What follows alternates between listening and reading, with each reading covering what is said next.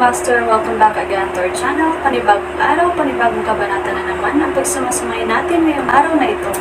At kung bago ka sa ating channel, pag-click ang subscribe button and hit the notification bell para updated kayo sa ating mga susunod na videos.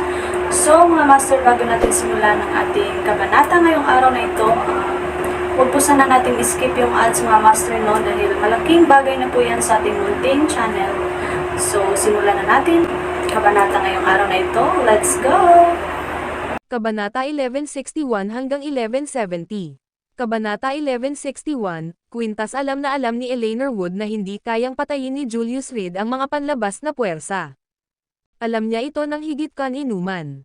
Noong nasa Medicine King Valley sila, nang magpaligsahan sila sa paghahanda para sa medisina, napagtanto ni Eleanor Wood na si Julius Reed ay isang taong lampas sa anumang batas.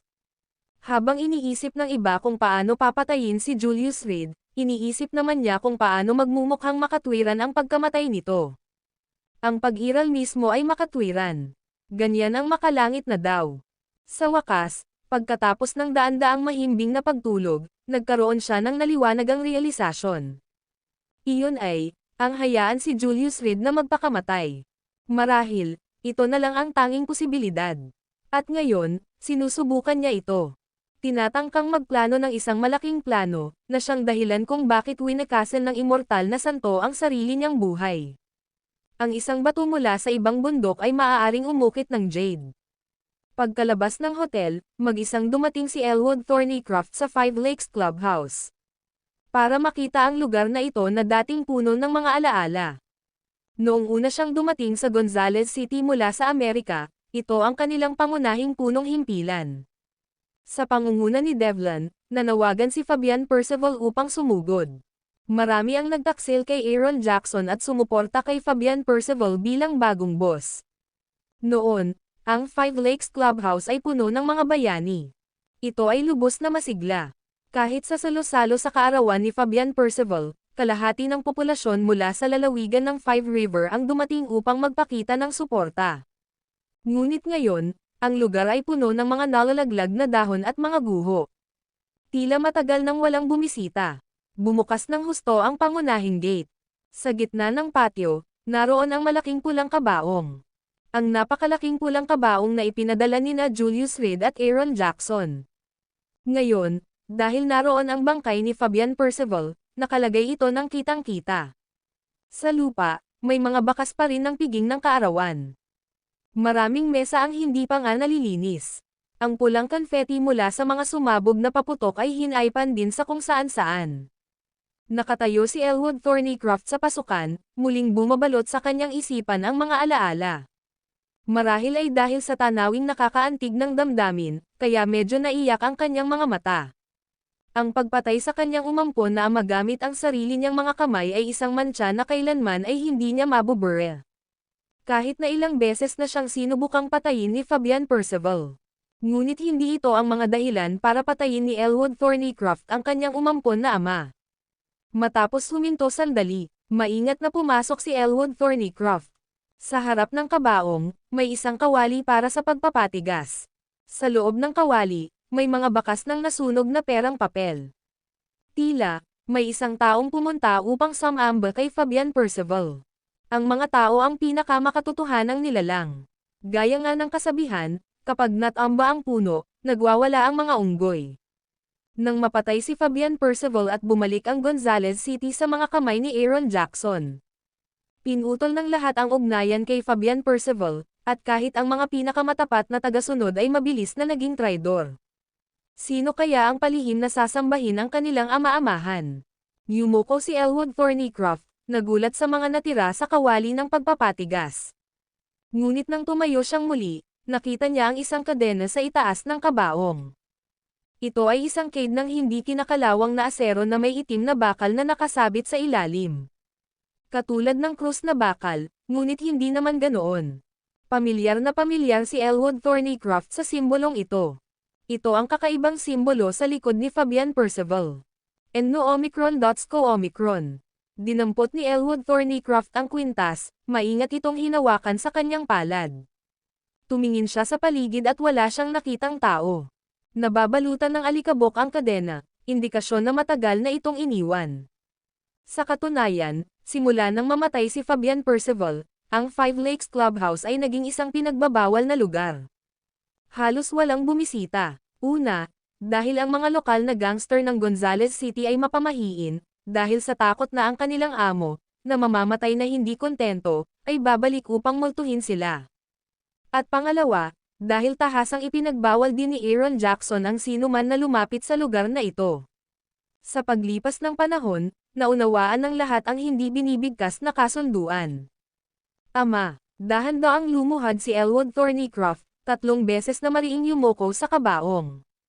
3 umaalingaw-ngaw na pana, kumuha siya ng isang tumpok ng perang papel mula sa kanyang dibdib at kumuha ng lighter, dahan-dahan itong sinindihan. Isang bagzo ng maangin na Johnson ang dumaan. Pinatay nito ang apoy. Bahagyang kumunot ang noo ni Elwood Thornycroft, at muling sinindihan ang lighter. Isa pang hangin. Ang apoy, muling naapula. Matapos ang 3 na bigong pagtatangka, tumayo si Elwood Thornycroft, pinagmasdan ang paligid. Maliwanag ang sikat ng araw. Gayunpaman, dumating ang hangin ng walang dahilan. Ama, naway maging maayos ang iyong paglalakbay. Sa wakas, itinapon ni Elwood Thornycroft ang perang papel sa apoy at tumalikod upang umalis. Pagkalabas ng Five Lakes Clubhouse, agad siyang pumara ng taxi at tumungo sa maliit na bahay na estilong western kung saan nakatira si Julius Reed.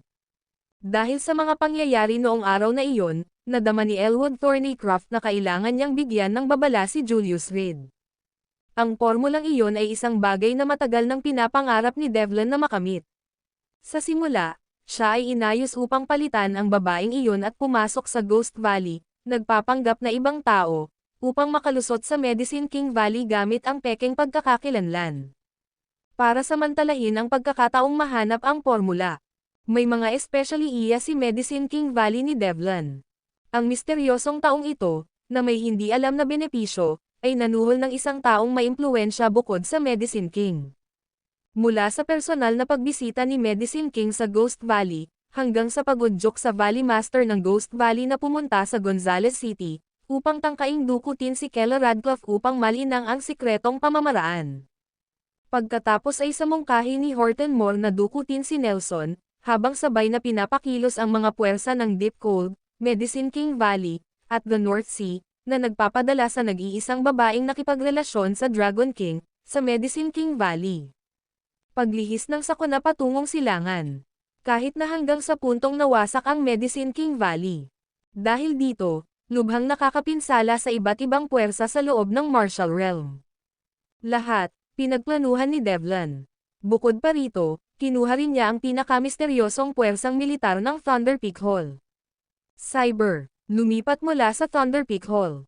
Gayunpaman, ang hindi napansin ni Devlin ay ang tuluyang pagtakas ni Elwood Thornycroft. Kaya naman kinabitan niya ito ng mga tracking device, na pawang hinukay ni Elwood Thornycroft sa ospital. At dahil sa balitang nailabas ang Divine Dragon Tripod sa Shadowgate, walang oras si Devlin para ayusin ang formula. Pero kapag nasa kanya na ang Divine Dragon Tripod, ang formula ay tila mas magiging mahalaga. Hindi makakapaghanda ang isang mahusay na kusinero ng pagkain ng walang kanin, lalo na't may gamot na maaaring magpahaba ng buhay. Pagdating sa bahay na estilong kanluranin, naghintay muna si Elwood Thornycroft na ayanunsyo siya. Di nagtagal, nakita niya si Julius Reed na tumalon pababa mula sa itaas. Matagal na tayong hindi nagkita. Bahagyang ngumiti si Elwood Thornycroft, may pinto at pinili mong tumalon sa bintana. Nabalitaan ko na habang wala akong malay, may isinilid kang papel sa bulsa ko. Naglakad si Julius Reed papunta sa pinto at malakas na nagtanong. Labis siyang nagulat sa biglaang paglitaw ni Elwood Thornycroft. Iyan ang isang bagay na matagal nang inaasam ni Devlin araw at gabi, at direktang ibinigay ko ito sa iyo, nang mahawakan mo. Masayang sabi ni Elwood Thornycroft, sinusubukang bawasan ang pagkailang na naramdaman niya. Ngayon, ang pag-iisip sa mukha ni Eleanor Wood ay nagdulot sa kanya ng takot. Isang lalaking mukhang napakabait, ngunit may masamang aura. Tunay nga, malaking tulong ito sa akin. Mabuti na lang at maraming bagay ang naalala ko sa laman ng papel na iyon. Tumanggo si Julius Reed at itinuro ang bahay sa likuran niya, tuloy ka muna sandali. Ngayon, ang kailangan niyang hanapin ay ang alaala. Ang pormulang iyon, ay hindi lamang isang simpleng recipe. Naalala ni Julius Reed, ang pormulang ito ay dating alam na ng mga tagalabas.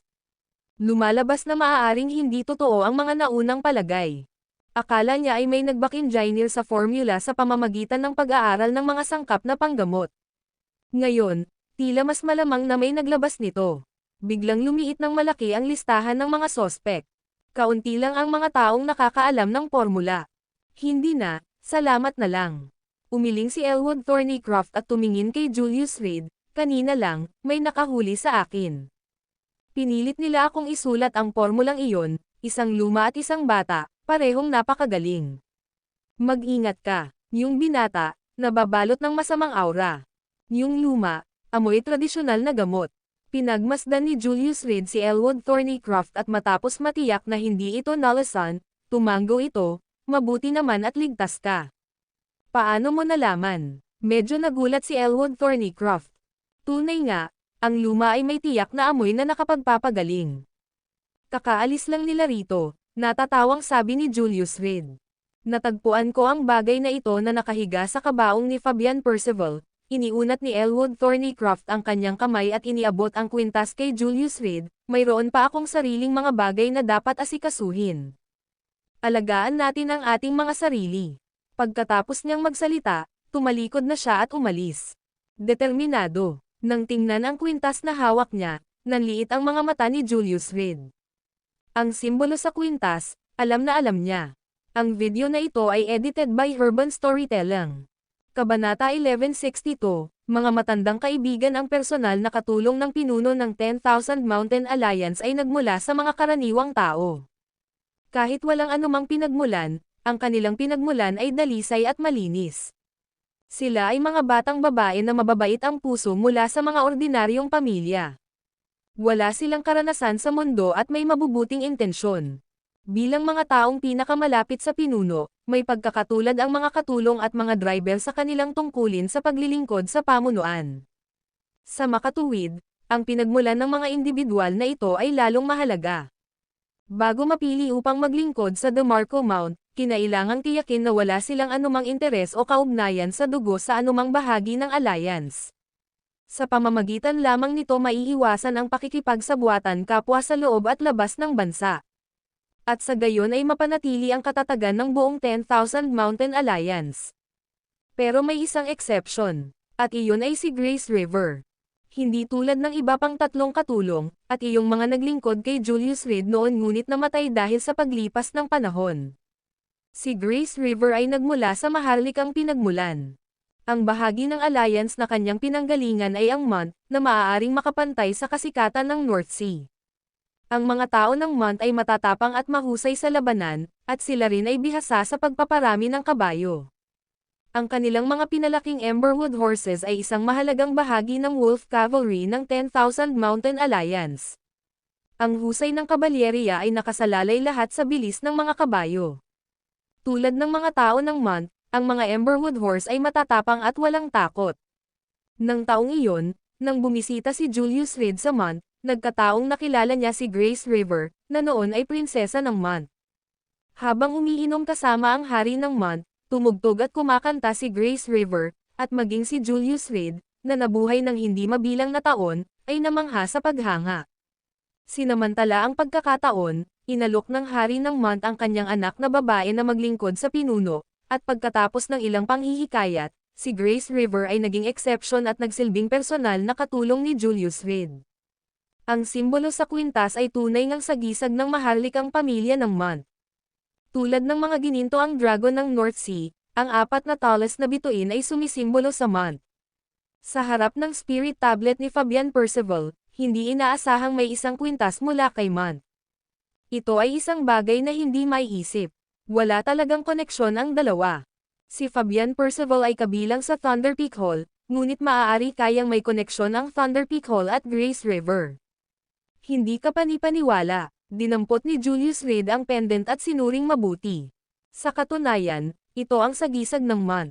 At sa braso ni Grace River, may ganoong marka. Nang maisip ito, Itinabi ni Julius Reed ang palawit at humarap sa mansyon. Naalala niya na nabanggit ni Lillian Thompson ng araw na iyon na tila naunawaan nito ang mga galaw ni Grace River. Kuwait, pantalan sa gitnang ilog. Ang mahalagang daanan mula sa silangang kontinente patungo sa lokasyon ng Shadowgate. Malayo ang pagitan ng dalawang kontinente. At ang Shadowgate ay matatagpuan sa pinakadulo ng kontinente. Walang mga paliparan doon, mga pantalan lamang. Maging ang mga kalsada ay lubhang nakakaabala. Sa sandaling ito, sa Middle River Pier, nagkaroon ng ingay at gulo. Maraming bisita ang naghihintay dito, dala ang kanilang mga bagahe. Nakasuot ng itim, nakatayo si Devlin sa waiting area, may nakasabit na sigarilyo sa kanyang bibig. Hindi tulad ng mga ordinaryong pier, ang Middle River Pier ay walang mga paghihigpit. Dito, hanggat walang ginagawang anumang bagay na labis-labis, walang sino man ang karaniwang makikialam. Total, ang mga pupunta sa Shadowgate o sa lungsod kung saan ito matatagpuan ay hindi mga ordinaryong tao. Maghintay ka rito, pupunta ako sa banyo, sabi ni Devlin habang itinatapon ang upos ng sigarilyo sa lupa at naglaho suot ang kanyang itim na trench coat. Maya-maya lang, muling lumitaw siya. Sakay na sa barko. Pagkalipas ng 10 minuto, sumigaw ng malakas ang taong namamahala sa Middle River Pier. Maayos na pumila ang mga pasahero at nagsimulang pumasok sa isang napakalaking barkong pampasaherong ayon sa pagkakasunod-sunod. N0 si Omicron. Sa buong proseso, nanatiling tahimik si Devlin. Sa likuran niya, isang grupo ng mga lalaking nakaitim ang nakatayo ng maayos. Napakadisiplinado. Mabilis na nagsimulang sumakay sa barko ang mga tao mula sa pantalan ng isa-isa. Ang pier na kanina lang ay puno ng tao ay biglang naging nakakatakot na tahimik. Tumingin ang kapitan sa kanyang relo. May 5 minuto pa bago ang oras ng pag-alis. Madalas na dumarating ang mga tao sa tamang oras, at sanay na ang kapitan na maghintay ng mas matagal. Total, minsan lang naman kada 3 araw naglalayag ang barko. Huwag kang gumalaw. Habang hinihintay ng lahat ang pag-alis ng barko. Isang sunod-sunod na maingay na yabag ang nagmula sa dalampasigan. Kasunod ng tunog, isang grupo ng mga tao ang nakitang mabilis na sumusugod papunta sa kanila. May mga 2 hanggang 300 tao ang papalapit. Nakasuot sila ng maayos na asol na uniforme, at bawat isa ay may hawak na sandata. Anong nangyayari? Lumabas mula sa silid ang taong namamahala sa Middle River Pier. Ito ang Middle River Pier. Bulag ka ba, at nangangahas kang manggulo rito? Sa likod ng Middle River Pier ay nakatayo ang Shadowgate. Kaya naman, ang taong namamahala ay nagsalita ng mayabang. Pasensya na, may hinahanap ako. Kapag nahanap ko na sila, natural lang na hindi ko na kayo guguluhin pa. Mabilis na nilinis ng mga nakaasol na uniforme ang daan. Sa gitna, lumabas ang isang lalaking nasa katanghaliang gulang. Ang lalaki ay nakasuot ng camouflage na uniforme ng militar at nakasuot ng salaming pang-araw. Mukha siyang matangkad at matipuno. Pasensya na, ito ang Middle River Pier.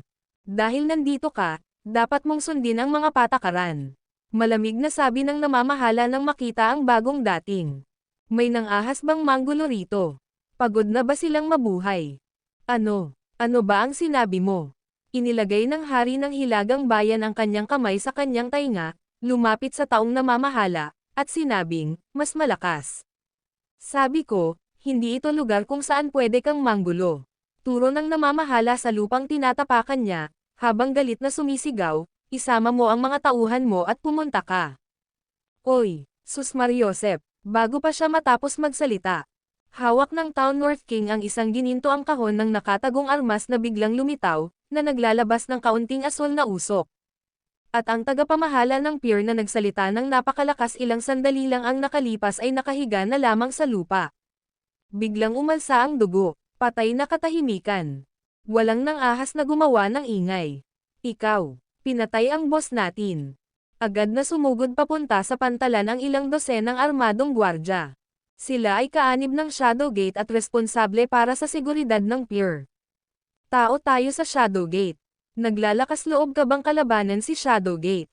Humakbang paarap ang pinuno, hawak ang isang nakatagong kahon ng armas, dugo para sa dugo. Kalampag. Inihanay ng nakaasol na unipormeng North Sea Cavalry ang kani-kanilang mga kahon ng armas. Tinutukan ang mga gwardya sa pier. Dalawang pagpipilian, ikaw ang magdesisyon, sabi ng Town North King habang isinuksok ang nakatagong kahon ng armas sa kanyang baywang at lumakad palapit sa lalaki. Una, ibaba mo ang iyong mga armas at tumabi ka. Pangalawa, papatayin ko kayong lahat. Ikaw. Huminga ng malalim ang lalaki, pinagmasdan ang daan-daang tao at daan-daang nakatagong kahon ng armas sa harap niya, nagmumuni-muni. Dahil alam niyang taga Shadowgate ang lalaki at nangangahas pa ring kumilos ng walang pakundangan, tiyak na mayroong malakas na suporta. Ang isang matalinong tao ay hindi lumalaban kapag ang kanyang kapalaran ay nasa kanyang harapan. Mariing pinagdikit ng lalaki ang kanyang mga ngipin, at labag sa loob na inihagis ang nakatagong kahon ng armas sa lupa. Kami, Shadowgate, ay aalalahanan ito. Mag-click. Sa likuran niya, inilapag din ng ibang mga gwardya ang kanilang mga armas sa lupa. Pasensya na, nagbago ang isip ko. Naglakad ang Town North King patungo sa cruise ship habang ang mga kamay ay nasa likod niya. Sa likuran niya, umalangaw-ngaw ang tunog ng mga nakatagong kahon ng armas. Dose-dose ng mga walang armas na gwardya, na sumukol na ng kanilang mga armas, ang nabuwal sa mga kumpol ng dugo. Namatay sila ng dilat ang mga mata. Sa cruise ship, namumutla na sa takot ang mga pasahero. Simula nang itatag ito, wala nang nangahas na manggulo sa Middle River Pier. Pero ngayon, isang grupo ng mga tao ang dumating at pinatay ang lahat ng mga gwardya. Lahat kayo, huwag kayong magpanik. Kakapasok lang ng Town North King sa cruise ship, at agad na sumugod ang kanyang mga gwardya. Naghahanap lang ako ng matandang kaibigan para makausap, at pagkatapos ay aalis na ako ng mag-isa. Pagkatapos niyang magsalita, dahan-dahan siyang naglakad sa loob ng kubo. Nang makarating siya sa tabi ni Devlin, huminto ang Town North King. Muling idiniin ang kamay niya pababa.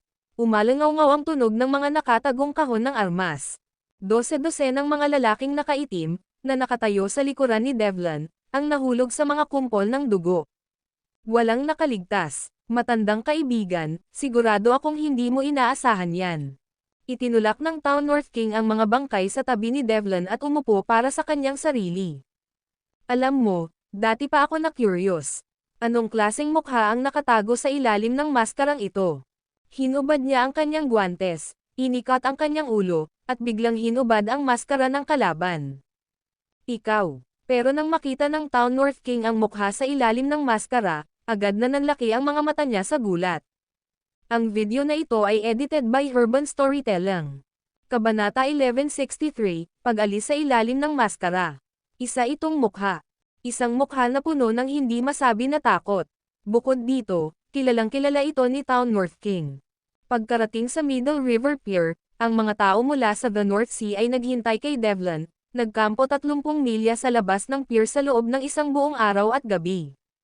Sa panahong iyon, mahigit 100 miyembro ang misteryosong nawala. Nagpadala ang Town North King ng mga tao para hanapin sila, ngunit wala silang naging resulta. Ngayon, nang marinig na nakarating na si Devlin sa Middle River Pier kasama ang kanyang mga tauhan, agad siyang sumugod kasama ang kanyang mga tropa. Ngunit ang lalaking nakilala niya bilang si Devlin. Matapos tanggalin ang itim na maskara, ibinunyag ang mukha ng isa sa kanyang mga nawawalang tauhan. Bukod pa rito, may nakatakdang bomba sa bibig ang nasasakupang ito. Puno ng takot ang mga mata niya. Sinubukan niyang magsalita ngunit mahigpit na tinakpan ng duct tape ang bibig niya. Ding, ding, ding. Nagpapadala ang timer ng isang nakamamatay na alerto. Tumakbo, sigaw ni Town North King, habang ang katawan niya ay parang bomba na tumama sa bintana ng cruise ship. Bam! Tunog. Pagkalabas niya ng cabin, isang higanteng apoy ang sumabog mula sa likuran niya sa loob ng cruise ship.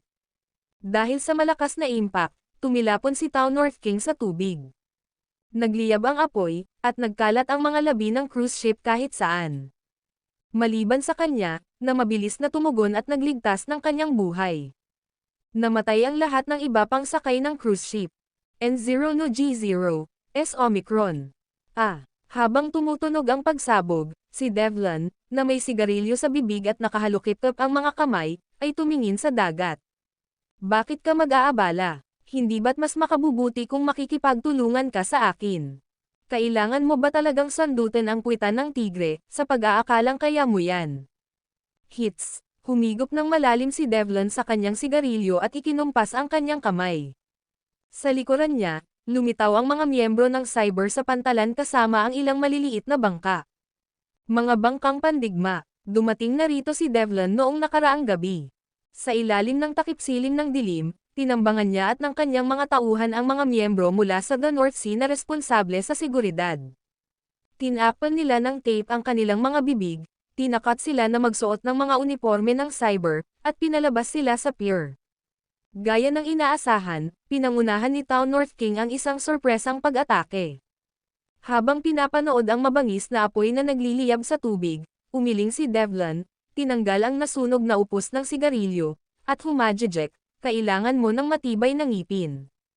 Itong matigas kong buto, hindi mo kayang nguyain. Pagkatapos noon, kinuha niya ang isang monitor. 12 ng mga nakakalat na tuldok ang nagliwanag dito. Noong naglatag ang Ember Falls ng 72 pinaghihinalaang libingan, ngayon kayo ng Shadowgate ay nakagawa ng 48 Divine Dragon Tripods. Kagabi, nakatanggap siya ng balita na ang kanyang especially iya sa Shadowgate ay napatay na. Bukod sa pagpuksa sa pinuno ng Shadowgate, ang iba pang mga pangunahing miyembro ay nagkalat na may magkakaparehong Divine Dragon Tripods sa lahat ng dako. Gayunpaman, hindi pa rin nakatakas ang mga tumatakas na miyembro sa kontrol ni Devlin.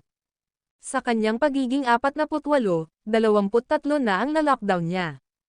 Mga kapatid, ngayon na ang panahon para magtakda ng ating mga sarili ng marka. Sugod na. Itinago ni Devlin ang monitor at mabilis na sumugod, tumalon papunta sa speedboat. Sa kabila ng dagat, humahampas ang mga alon at pagkatapos ay unti-unting hamina. Sa wakas ay nawawala. Pagkatapos nilang umalis, lumitaw ang Town North King. Matamang sinusundan ng kanyang mga mata ang direksyon kung saan nawala ang yate. Sa paligid niya ay ang mga durog na sanga ng kabalyeriya ng North Sea. Tila mas lalong nagliliyab ang apoy. Devlin. Tubig. Inihampas ni Town North King ang kanyang kamao sa ibabaw ng tubig.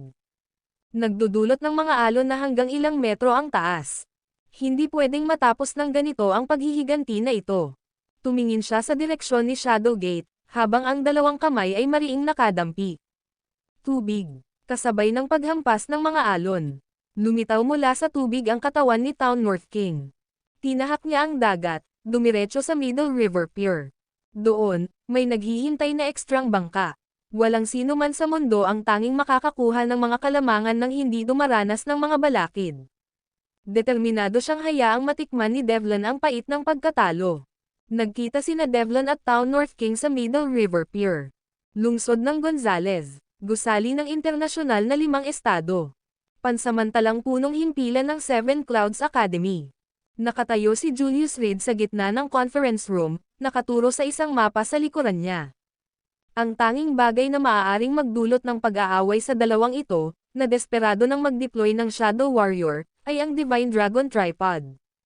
Sinusundan ng Wolf Cavalry ang Town North King mula sa simula hanggang sa huli at sa huli ay may nakuha sila.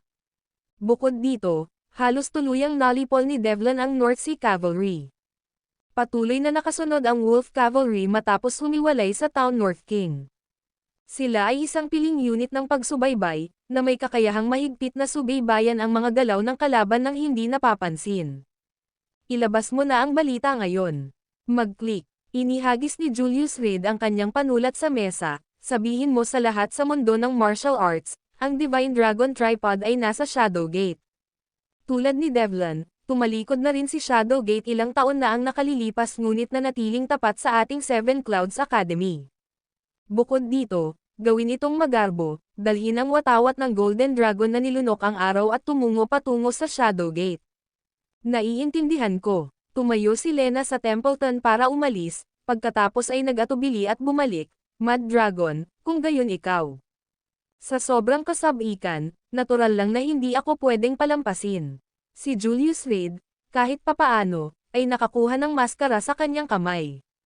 Binuklat niya ang maskara at inilagay sa kanyang mukha, ito ay ginawa para sa akin ng Night Fairy. Kapag nasuot ko na ito, Makikisama ako sa mga tropa ng Seven Clouds Academy para masiguro ang iyong kaligtasan. Kung hindi, sa sobrang karangyan, nangangamba akong hindi ka makakalabas ng lalawigan ng Five River. Ang mukha na ito, bahagyang nagulat si Templeton Lena nang makita si Julius Reed na nakasuot ng maskara. Plano mong hindi maliit na eksena, huwag magpanik. Inayos ni Julius Reed ang kanyang maskara at pagkatapos ay tumayo sa harap ng salamin, pinagmasdan ang sarili ng mabuti. Tunay nga, isang hangin ng kasamaan. Eleanor Wood, kapatid, pasensya na talaga, pero kailangan ko lang hiramin ang mukha mo sandali. Dahil kinailangan niyang manghiram ng mukha ng isang tao para umarte, bakit hindi niya tulungan ang kaibigan niyang si Eleanor Wood na gumawa ng pangalan para sa kanyang sarili? Kailan tayo aalis? Tanong ni Templeton. Lena. Ngayon na. Kinuha ni Julius Reed ang Nightfall Longsword, para sa paglalakbay patungo sa Shadowgate. Totoo man o peke ang Divine Dragon Tripod, gusto kong makita kung ang mga dahilan nila sa pagtataksil sa atin ilang taon na ang nakalilipas ang aking pinaghihinalaan. Ang mga sinaunang talaan sa lumang puno sa Seven Clouds Academy ay tumigil sa bisperas ng pagkawala ni Mad Dragon. Ang mga salita rito ay personal na itinala ni Julius Reed. Noon, hindi niya kailanman inakala na ang pagpunta lang sa Wayland para humawak ng ilang negosyo ay haantong sa pagtataksil at amnesia. Ngunit ang operasyon na may codename na ay malinaw na may layuning dalhin ang Divine Dragon Tripod sa Gonzales City. Gayunpaman, tumanggi ang koponan. Nahati sa mga paksayon ni na Shadowgate at Devlin. Minsan nang nagduda si Julius Reed kung si Devlin ay isang payon na inilagay niya, na nakalimutan dahil sa pagkawala ng memorya. Ayon kay Vanessa Pine, sa lahat ng miyembro ng Special Operations Team, si Devlin lamang ang personal na dinala ni Julius Reed at kulang sa anumang impormasyon tungkol sa background nito. Isang ganap na transparent na individual. Pero habang mas transparent, mas kainahinala. Sino sa mundo ng digmaan ang inosente? May bahid ng dugo ang mga kamay ng bawat isa. Kumalat ang balita ng kasing bilis ng isang mabangis na bagyo. Sa loob lamang ng kalahating oras, alam na ng buong mundo ng martial arts ang sikretong ito. Lalo na't ang Seven Clouds Academy mismo ang sumugod, nagtipon ng mga sundalo patungo sa Shadowgate. Tila lalo nitong pinatibay ang katapatan ni Devlin sa Seven Clouds Academy.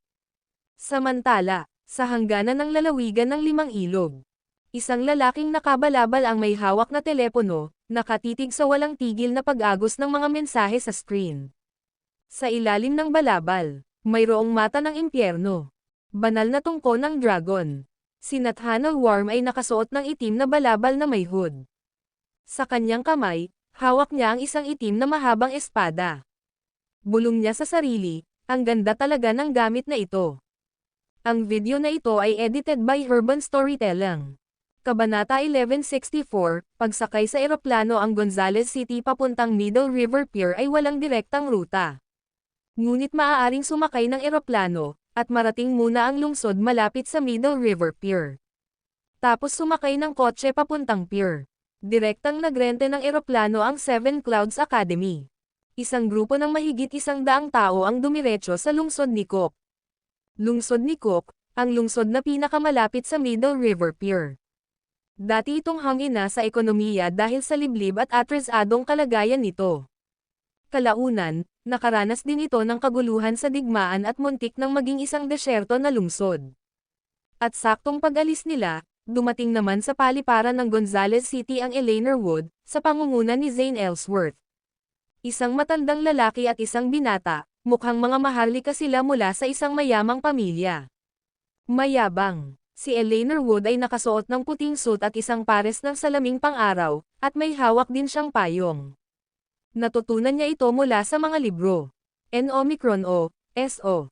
Sinasabing noong panahon ng Republika ng China, ang mga batang Panginoon ay madalas nananamit ng ganito. Pagdating sa paliparan, tiningnan ni Eleanor Wood ang sarili sa salamin. Hindi masama, kasunod niya, suot ni Zane Ellsworth ang hindi nagbabagong suot ng Sanyat Senador. Pumuti na ang maikli niyang buhok. Pero mula sa malayo, mararamdaman ang aura ng isang makapangyarihang figure. Diyos ng medisina, pupunta ba talaga tayo sa Shadowgate para makipagkumpetensya sa mga taong iyon para sa Divine Dragon Tripod? Malumanay na tanong ni Zane Ellsworth. Nang hapong iyon, matapos marinig na nasa Shadowgate ang Divine Dragon Tripod, mabilis na nag-impake si Eleanor Wood at dinala ito sa paliparan. Hindi man lang niya veripikahin ang katotohanan ng balita. Karamihan sa mga chismis ay hindi totoo. Nabalitaan kong pumunta rin ang banal na guro sa Shadowgate. Kung ganoon nga, bakit hindi ako dapat pumunta? Lumapit si Eleanor Wood sa bilihan ng tiket, magalang na tumango.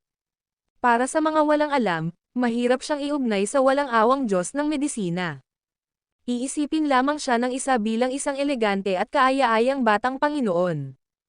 Pero sa Bundok Boulevard, muntik nang lipulin ni Eleanor Wood ang grupo ng mga Supreme Elder mula sa Medicine King Valley sa isang kisap-mata. Banal na guro, pero hindi kasama sa lineup ng Seven Clouds Academy si Mad Dragon. Paano mo natatapos ang nag-alangan si Zane Ellsworth? Nagkagulo ang 10,000 Mountain Alliance, at walang kapangyarihan ang Holy Master na pakilyusan ang Wolf Cavalry doon. Ang tanging bagay na kaya niyang kontrolin ay ang Seven Clouds Academy, na may pagkakakilanlan ni Mad Dragon. Pero sa lineup na ipinadala ng Seven Clouds Academy, walang Mad Dragon. Nanguna sa kanila si Templeton Lena. Partikular na lumabas si Zane Ellsworth upang magtanong at nang ahas lamang na magulat matapos kumpirmahin ang mga resulta. Ngayon lang, dinala kita sa dalawang lugar, itinaas ni Eleanor Wood ang dalawang daliri habang paakay sa eroplano at nagsalita, ang bahay na istilong dayuhan kung saan nakatira ang Holy Master, at ang pansamantalang punong himpilan ng Seven Clouds Academy. Tama, tumango si Zane Ellsworth. Bago sila pumunta rito, talagang nakapunta na sila sa dalawang lugar na ito para bumisita. Ngunit noong nasa bahay tayo na istilong dayuhan, hindi ba natin nakita ang banal na guro na nakasando sa bintana, na parang may iniisip? Hindi ganoon ang nangyari. Pagkatapos sumakay sa eroplano, nagpalingalinga si Eleanor Wood sa paligid na parang isang bata. Mga makinaryang bakal na kayang lumipad. Sobrang na-curious siya. Gusto ko talagang subukan. Palagi niyang nararamdaman na sa mga siglong tulog niya, napakarami niyang pinalampas. Medyo may kaunting panghihinayang. Ang aura ng Sacred Master, nararamdaman ko. Malinaw, peking Sacred Master iyan. Wala rin siyang presensya sa pansamantalang punong himpilan ng Chion Academy. Saan sa tingin mo pupunta ang sagradong guro sa oras na ito? Tumingin si Eleanor Wood sa bintana at saka sumandal sa kanyang upuan. Shadowgate lang yan. Ang Divine Dragon Tripod ay ang kayamanan ng 10,000 Mountain Alliance. Isa rin itong mahalagang bahagi ng plano ko. Para mapatay ang Sacred Master, kailangan kong hiramin ang kapangyarihan ng Divine Dragon Tripod. Ang iyong nasasakupan ay walang bait. Labis na naguluhan si Zane Ellsworth, maaari kayang iisa lang ang paraang ito. Ang isang tao ay nakatakdang mamatay. Mas gusto niyang patayin mismo si Julius Reed. Ang pinakasimpleng paraan ay isang direktang laban. Pero ngayon, si Eleanor Wood ay umiinom ng tsaa ng harapan kasama ang Sacred Master, at casual pa niyang iniligtas ang isa sa mga babaeng nasa tabi ng Sacred Master. Hindi ka panipaniwala, naghanda pa nga si Zane Ellsworth para sa isang sagupaan sa pagitan ng dalawa. Ngunit sa kanilang unang pagkikita, naging masyadong mabait ang dalawa kaya medyo nakakatakot. Hindi maaaring patayin, umiling si Eleanor Wood, kung maaari lang siyang patayin, hindi na sana siya nabuhay hanggang ngayon. 4 na taon na ang nakalilipas, nahawahan siya ng aking lason, at ang ilang bahagi ng kanyang alaala ay nakakulong. Iyon ang pinakamagandang pagkakataon. Ngunit, nagkataon lamang na lumitaw ang sagradong guro sa lungsod ng Gonzales at ligtas na sa loob ng 4 na taon. Alam mo ba kung bakit? Hindi ko alam, umiling si Zane Ellsworth, pakiramdam niya ay lampas na sa kanyang kayang unawain ang lahat ng ito. Batay sa aking haka-haka, noong labanan sa bundok ng Niebe 4 na taon na ang nakalilipas, malamang ay may nakaisip na hindi nila kayang patayin ang Sacred Master. Kaya naman, ang sumunod na 4 na mapayapang taon sa lungsod ng Gonzales. Ayon sa aking mga investigasyon, sa loob ng 4 na taong ito, ang sagradong guro ay dumanas ng maraming aksidente. Nilason, sinuot sa sako, sinaksak. Pero nakaligtas siya, maayos at buhay. Kinuha ni Eleanor Wood ang maskara sa mata mula sa kamay ni Zane Ellsworth, dahan-dahang inilagay ito sa kanyang mga mata, at sinabing, kaya nga, Dahil sa desperasyon, pinilit ng mga taong iyon ang Sacred Master na mabawi ang kanyang alaala. Pero, maliit na bahagi lang ang naalala niya. Mayroon bang mga taong may ganitong kakayahan sa ilalim ng langit? Hindi napigilan ni Zane Ellsworth na magtanong, nabalitaan ko lang ang tungkol sa mga taong nawalan ng memorya dahil sa aksidente, wala akong narinig na tungkol sa isang taong kayang piliing mabawi ang memorya. Kapag naranasan ng isang tao ang isang panlabas na pagkabigla, maaaring mawala ang kanyang memorya sa loob ng maikling panahon. Pero mga alaala, masyadong random ang kanilang paggaling. Ang utak ng tao ang pinakakomplikadong istruktura na alam hanggang sa kasalukuyan. Kahit ang modernong agham ay hindi pa rin ito lubos na nauunawaan. Ngayon, nang marinig niya ang sinabi ni Eleanor Wood, medyo katawa-tawa para sa kanya iyon. Ang pag-iisip na may mga bagay lang na maaalala ang isang tao, paano nangyari iyon? Sa simula, imposibleng mangyari iyon. Pero may dalawang dahilan kung bakit naging posible ang lahat ng ito. Sinabi ni Eleanor Wood, noon, may bumuo ng Pendleton Alliance, na tinangka nilang ibagsak ang pamamahala ng 10,000 Mountain Alliance. Sa loob ng alliance ay may isang lahi na tinatawag na silang. Ang silang pulse ay dalubhasa sa pagbure ng mga alaala. Pendleton. Ito ang unang pagkakataon na narinig ni Zane Ellsworth ang tungkol sa organisasyong ito. Oo, Pendleton. Bagamat ang silang pulse ay hindi matitinag kapag ginamit sa mga ordinaryong tao, wala itong kapangyarihan laban sa Sacred Master. Ngunit sa kabutihang palad, natulungan sila ng singsing ng hari ng dragon. Puno ng evil chi ang singsing na iyan. Natapos magsalita si Eleanor Wood at umiling, hindi pa nababawi ng Sacred Master ang kanyang alaala kalahating taon na ang nakalilipas. Unti-unting nabawi ang kanyang alaala. Kung hindi ako nagkakamali, ang mga alaalang nabawi niya kalahating taon na ang nakalipas ay ganap na gawa-gawa lamang ng isang tao. Sa madaling salita, ang mga iyon ay mga bagay na gustong maalala ng ilang tao sa sagradong guro. Tanging ang silang pulse lamang ang makakagawa ng ganoong bagay. Ganito talaga, nalaglag ang panga ni Zane Ellsworth sa gulat. Ang mga bagay na ito ay lubos na lumampas sa kanyang pangunawa. Diyos ng medisina, paano mo nalaman ang mga bagay na ito pagkatapos ng iyong mahabang pagtulog sa kabundukan ng Kunlun? Total, ilang araw pa lang nagising si Eleanor Wood. Sa panahong ito, si Zane Ellsworth ay palaging nasa tabi niya. Hindi nagkataon lang ang paggawa ng mga gamot ng Medicine King Valley noon. Sinadya iyon, pagod na sabi ni Eleanor Wood. May mga bagay na malalaman mo rin pagdating ng tamang panahon. Tandaan, ang nakikita mo ay maaaring hindi katotohanan, at ang naririnig mo ay maaaring hindi realidad. Ang paglalakbay patungo sa Shadow Gate ay hindi kasing dali ng inaakala, tamasahin ang mga huling sandali ng kapayapaan. Pagkatapos magsalita, tila nakatulog na siya. Sir, maaari po ba ninyong ibigay ang inyong upuan para sa akin? Ngunit sa sandaling iyon, isang lalaking nasa katanghaliang gulang ang lumapit sa tabi ni Zane Ellsworth. Yumuko ang lalaki, marahang nagsalita, gusto kong makausap ang nasa loob. Ang video na ito ay edited by Herban Storytelling. Kabanata 1165, mahiwagang baryang tanso pagkasabi pa lang ng lalaki, nagpakita si Zane Ellsworth ng napakalakas na chi field. Parang leon, tila, kung magpapatuloy ang kawalan ng pagpapahalaga ng kabilang panig, gagawa siya ng hakbang. Ngunit ang lalaki, na parang walang narinig, ay nakangiti pa ring nagsalita, posible ba? Pasensya na, ayaw makipag-usap ng batang Panginoon ko sa mga estranghero. Malamig na sabi ni Zane Ellsworth. Pero gusto ko talaga siyang makausap. Tila walang magawa ang lalaki, at sa tono ng pagmamakaawa, ay nagsabi, maaari ka bang gumawa ng exception? Tumabi ka, sinuntok ni Zane Ellsworth gamit ang palad. Bigla, parang kidlat ang reaksyon ng lalaki, direktang hinawakan ang pulso ni Zane Ellsworth. Ang isang tunay na eksperto ay nagpapakita ng kanyang sarili sa sandaling gumawa siya ng hakbang. Sa isang sagupaan sa pagitan ng mga masters, mula pa lamang sa isang palitang ito, nasukat na ni Zane Ellsworth ang kakayahan ng isa't isa. Napakalakas, pero kumpara sa kanya, medyo nagkulang ito. Hindi ikaw ang katapat ko, huwag mong ipahiya ang sarili mo. Malamig niyang sabi. Alam ko ang sarili kong mga kakayahan, na maaaring hindi ka pantay ng sa iyo. Pero, kailangan kong makakuha ng sagot ngayon. Matigas din ang ulo ng lalaki.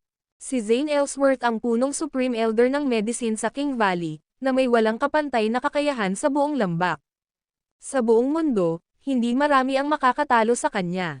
Kaya naman, kahit hindi niya kapantay ang lalaking nasa harap niya, medyo nagulat pa rin si Zane Ellsworth. Ang isipin na makakasalubong niya ang isang martial artist sa eroplano. Maaari kayang papunta rin siya sa Shadow Gate. Paupuin mo siya. Nang akmang kikilos na si Zane Ellsworth at sasaktan ang isang tao, marahang nagsalita si Eleanor Wood. Oo, agad na tumayo si Zane Ellsworth at maingat na pinagmasdan ang lalaking nasa harap niya. Kung ang kabilang panig ay may anumang masamang balak, agad siyang kikilos. Mga bundok ng Boulevard. Biglang bahagyang yumoko ang katawan ni Eleanor Wood, marahang inaamoy ang lalaki. Amoy ko, ang kakaibang amoy ng Boulevard Mountains. Ang bango ng yelo at nyebe, ang kadalisayan na hindi matatagpuan sa ibang mga lugar. Tinanggal niya ang kanyang maskara sa mata, tumingin sa gwapo at pinong lalaking nasa katanghaliang gulang sa harap niya, at tinapik ang upo ang katabi niya, maupo ka muna. Salamat. Tumanggaw si Nathaniel Worm at umupo sa upuang kababakante lang ni Zane Ellsworth. Medyo nagulat siya, paano mo nalaman kung saan ako nanggaling? Ang demonyo ng espada, mula sa kabundukan ng Boulevard. Sa simula, nakilala siya sa pamamagitan ng pagpatay sa sarili niyang amo at pag-alis sa mga bundok. Ngunit sino ang makakahula, siya ay lubos na natalo sa labanan kay Julius Reed. Ngayong nakilala na ang kanyang pagkakakilanlan, lubos na nagulat si Nathaniel Worm. Normal lang naman yan. Pero kahit ano paman, wala akong pakialam kung saan ka nanggaling. Ano ba ang kinalaman mo sa akin? Tuwang-tuwa si Eleanor Wood nang makilala niya ang isang kapitbahay. Mga bundok ng Boulevard, isang lupain ng mga kayamanan. Punong-puno ng masaganang espiritual na enerhiya. Doon, napakaraming sekta ang hindi mabilang. Hindi na nagtanong pa si Eleanor Wood. Kahit magtanong pa siya, malabong makilala niya ang mga ito. Total, napakalawak ng Boulevard Mountains, na sumasaklaw ng libu-libong milya. Humihingi ako ng payo kung paano papatayin ang kasalukuyang Sage Master. Sabi ni Nathaniel Worm, habang seryosong nakatingin kay Eleanor Wood. Maging si Zane Ellsworth ay nagulat sa revelasyon na ito. Para patayin ang Sage Master. Siguro taga-sekta yan. Pero paano nalaman ng kabilang panig na si Eleanor Wood ang Diyos ng mga gamot? O sa halip, paano nila nahulaan na alam ni Eleanor Wood ang sikretong ito? Matalino kang tao, pero napakatanga mo rin. Natigilan sandali si Eleanor Wood, pagkatapos ay ngumiti at tinapik ang balikat ni Nathaniel Worm, muntik mo nang mawalan ng buhay. Sabihin mo nga sa akin, ikaw ba yung sumusundo sa akin kanina? Hindi ko may tatago sa iyo. Seryosong sagot ni Nathaniel Worm, sinusubaybayan kita simula nang pumasok ka sa bansa. Balak ko sanang kumilos habang nakikipaglaban ka kay Julius Reed, pero laking gulat ko nang uminom kayong dalawa ng tsaa at pagkatapos ay naghiwalay. Pagkatapos, mag-isa akong pumunta sa hangganan ng lalawigan ng Five River at kumuha ng isang bagay. Pagkasabi niyan, ibinuka niya ang kanyang kamay at ibinuka ang isang copper coin. Mukhang kinakalawang na ang baryang tanso na ito. Medyo luma na iyon. At may amoy lupa roon. Bata, tigilan mo na ang mahiwagang gawain. Samantalahin ang magandang kalooban ng aking batang Panginoon at magsalita ka agad. Kung sinusubukan mong manday, ipinapayo ko sa iyo na mag-ingat ka. Nakita ni Zane Ellsworth ang maruming baryang tanso at labis siyang nagalit. Ang ganoong karumihang bagay ay hindi dapat lumitaw sa harap ng Diyos ng medisina. Ang baryang tanso na amoy bulok. Gumugol si Zane Ellsworth ng mga taon sa paninirahan sa Boulevard, humihinga ng sariwang hangin. Napakatalas ng kanyang pang-amoy sa ganitong uri ng kakaibang amoy. Sa totoo lang, pinaghihinalaan pa niya na ito ay isang bagay na hinukay mula sa isang hukay. Ginoo, parang pamilyar po ba sa inyo ang bagay na ito? Hindi pinansin ang mga banta ni Zane Ellsworth, itinaas ni Nathaniel Worm ang baryang tanso kay Eleanor Wood. Ito, hinukay ko mula sa bibig ng isang lantang kalansay. Napakatapang. Pagkarinig ng mga salitang ito, dumilim ang mukha ni Zane Ellsworth, at malapit na sana siyang sumugod. Teka lang, tinawag siya ni Eleanor Wood para pigilan, umatras ka. Binibining Panginoon, ang taong ito ay nang-ahas na kamuhian kagamit ang isang bagay mula sa patay. Ako, mahigpit na nakahawak ang kanang kamay ni Zane Ellsworth sa balikat ni Nathaniel Worm, ang mukha nito ay puno ng balak na pumatay. Ang mga patay, kapos palad. Malas, paanong nangyaring hindi pa nga lumilipad ang isang eroplano, at may nagpadala na pala ng mga bagay mula sa mga patay. Hindi mo kailangang mag-alala, si Eleanor Wood, bagamat isang taong may matinding pakiramdam ng kalinisan, ay maingat na dinampot ang copper coin at sinuri itong mabuti. Saan ito nanggaling? Pagkatapos niyang paglaruan ito ng ilang sandali, nagtanong siya. Lalawigan ng 5 ilog, sa loob ng isang malaking libingan malapit sa hangganan ng lungsod ng Gonzales, tapat na sagot ni Nathaniel Worm. Nasa loob, ilang tao? Muling tanong ni Eleanor Wood. Gayunpaman, nanatiling nakatuon ang kanyang mga mata sa baryang tanso. Tila ordinaryo lang ang baryang tanso, ngunit nang mas masusing suriin, natuklasan niyang hindi pala ito isang barya. Ito ay isang palamuting hugis barya. Lumipas ang oras, at kinakalawang at na-oxidize ito ng hangin, halos mawala ang orihinal nitong anyo. 3 bangkay. Ang baryang ito ay nasa bibig ng gitnang kalansay, tapat na sagot ni Nathaniel Worm. Katahimikan. Sa loob ng 5 minutong buong oras. Pagkatapos, dinurog ni Eleanor Wood ang copper coin na nasa kanyang kamay at ikinalat ang mga piraso sa lupa. Sabihin mo sa akin ang lokasyon ng libingang ito, sabi niya, habang nakasandal sa kanyang kamay na may bakas ng pamumuo ng tubig sa kanyang mga mata, iisa lamang ang paraan para patayin ang banal na guro. Siya ay immortal, kaya kailangan mong gamitin ang mga batas ng immortalidad upang patayin siya. Ang nagtali ng kampana ay dapat itong tanggalin, at ang bagay na nagbigay sa kanya ng immortalidad ay maaari ring kumitil ng kanyang buhay. Sa tingin ko naiintindihan ko, tumayo si Nathaniel Worm at magalang na tumanggo, salamat. Narito ang lokasyon ng libingan. Pero ang gusto kong sabihin sa iyo ay ang pang-apat na tao nga ay umalis sa libingan, hindi dahil sa ninakaw ang kanilang mga buto. Iniabot niya ang isang mapa. Paano mo nalaman ang sikretong ito? Tumangala si Eleanor Wood at nagtanong, iilang tao lang ang nakakaalam nito. Tila ba siya'y naliligaw ng mga alaala, at bakas sa kanyang mukha ang hindi inaasahang sakit. Nabanggit ito minsan ng aking Panginoon, at narinig niya ito mula sa sarili niyang Panginoon. Tumalikod si Nathaniel Worm at naglakad patungo sa mga likurang upuan ng eroplano, galing ako sa Ghost Sword Sect. Nakikita ko, bulong ni Eleanor Wood sa sarili, espada ng multo, espada ng multo. Tagapagtatag ng palso ng pagbubuklod. Haha, kaya hindi ka namatay. Kung hindi ka namatay, malamang ay pinagtaksilan mo ang iyong mga kapatid at naging aso ka sa ilalim ng banal na guro. Nakakuyom ng mahigpit ang mga kamao niya. Ang mga mata niya, puno ng matinding puot. Huwag mo akong hayaang makita ka. Kung hindi, kahit ikaw pa ang Panginoon ng Silang Pulse, papatayin pa rin kita.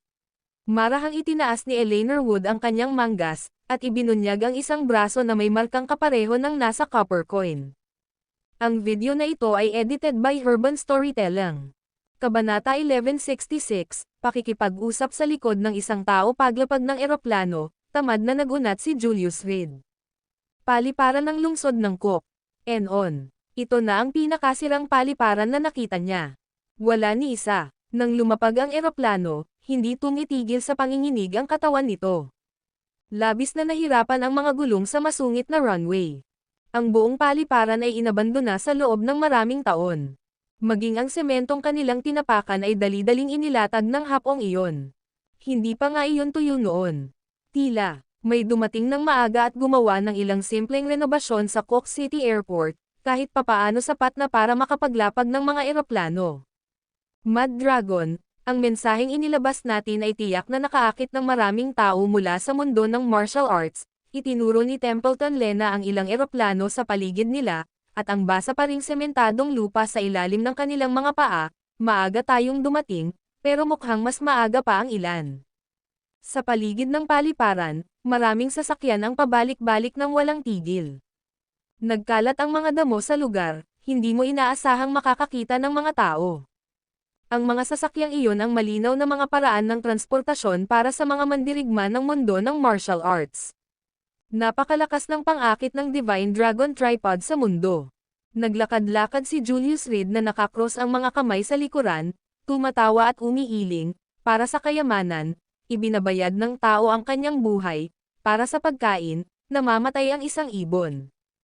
Parang ganoon lang talaga. Lahat ay may iisang layunin at palihim na nagkakaintindihan. Pagkalabas ng paliparan, determinadong naglakad ang grupo patungo sa distrito ng lungsod. Bitbit ni Templeton Lena ang bandila ng Seven Clouds Academy kasama ang ginintoang dragon nito na lumulunok sa araw, na gumagawa ng isang magarbong pagpapakita. Natatakot na baka hindi siya mapansin ng iba.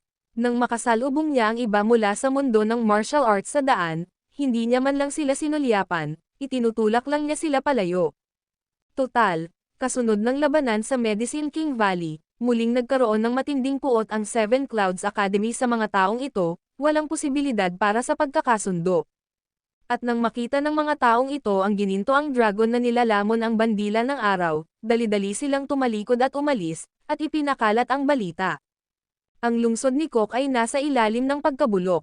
Nagkalat ang mga abandonadong gusali kahit saan. Kung ibabalik mo ang oras 50 taon, maaaring isa sanang isang masiglang lungsod ang lugar na ito. Ngunit ngayon, ang mga damo, ang mga gusaling walang laman, at ang mga sasakyan sa tabi ng kalsada na kinakalawang nasa loob ng mga dekada ay mga simbolo ng lungsod ni Cook. Gayunpaman, ilang mga taong may sapat na kaalaman ang maagang dumating sa Gonzales City at mabilis na inayos ang ilan sa mga inabandonang gusaling walang may-ari. Pagtatayo ng mga pansamantalang kainan at hostel. May ilan sa mga tao mula sa mundo ng martial arts na nagtayo lamang ng mga tolda sa tabi ng kalsada, nagpapahinga doon, naghihintay sa pagdating ng mga kasama o nagpaplanong pumunta sa Middle River Pier pagsapit ng tanghali kinabukasan. Dito, kahit man lang sa gitna ng maraming tao, ang mutual checks and balances ay makakaiwas sa kanila ng maraming abala. Kung may isang taong mag-isang pumunta sa pier at tambangan sa kalagitnaan ng gabi, mamamatay talaga sila ng hindi alam kung paano. Hindi kalayuan ang paliparan mula sa distrito ng lungsod. 5 kilometro, kalahating oras na paglalakad, at natanon na ng pangkat mula sa Seven Clouds Academy ang mga tent na sumusulpot sa tabi ng kalsada.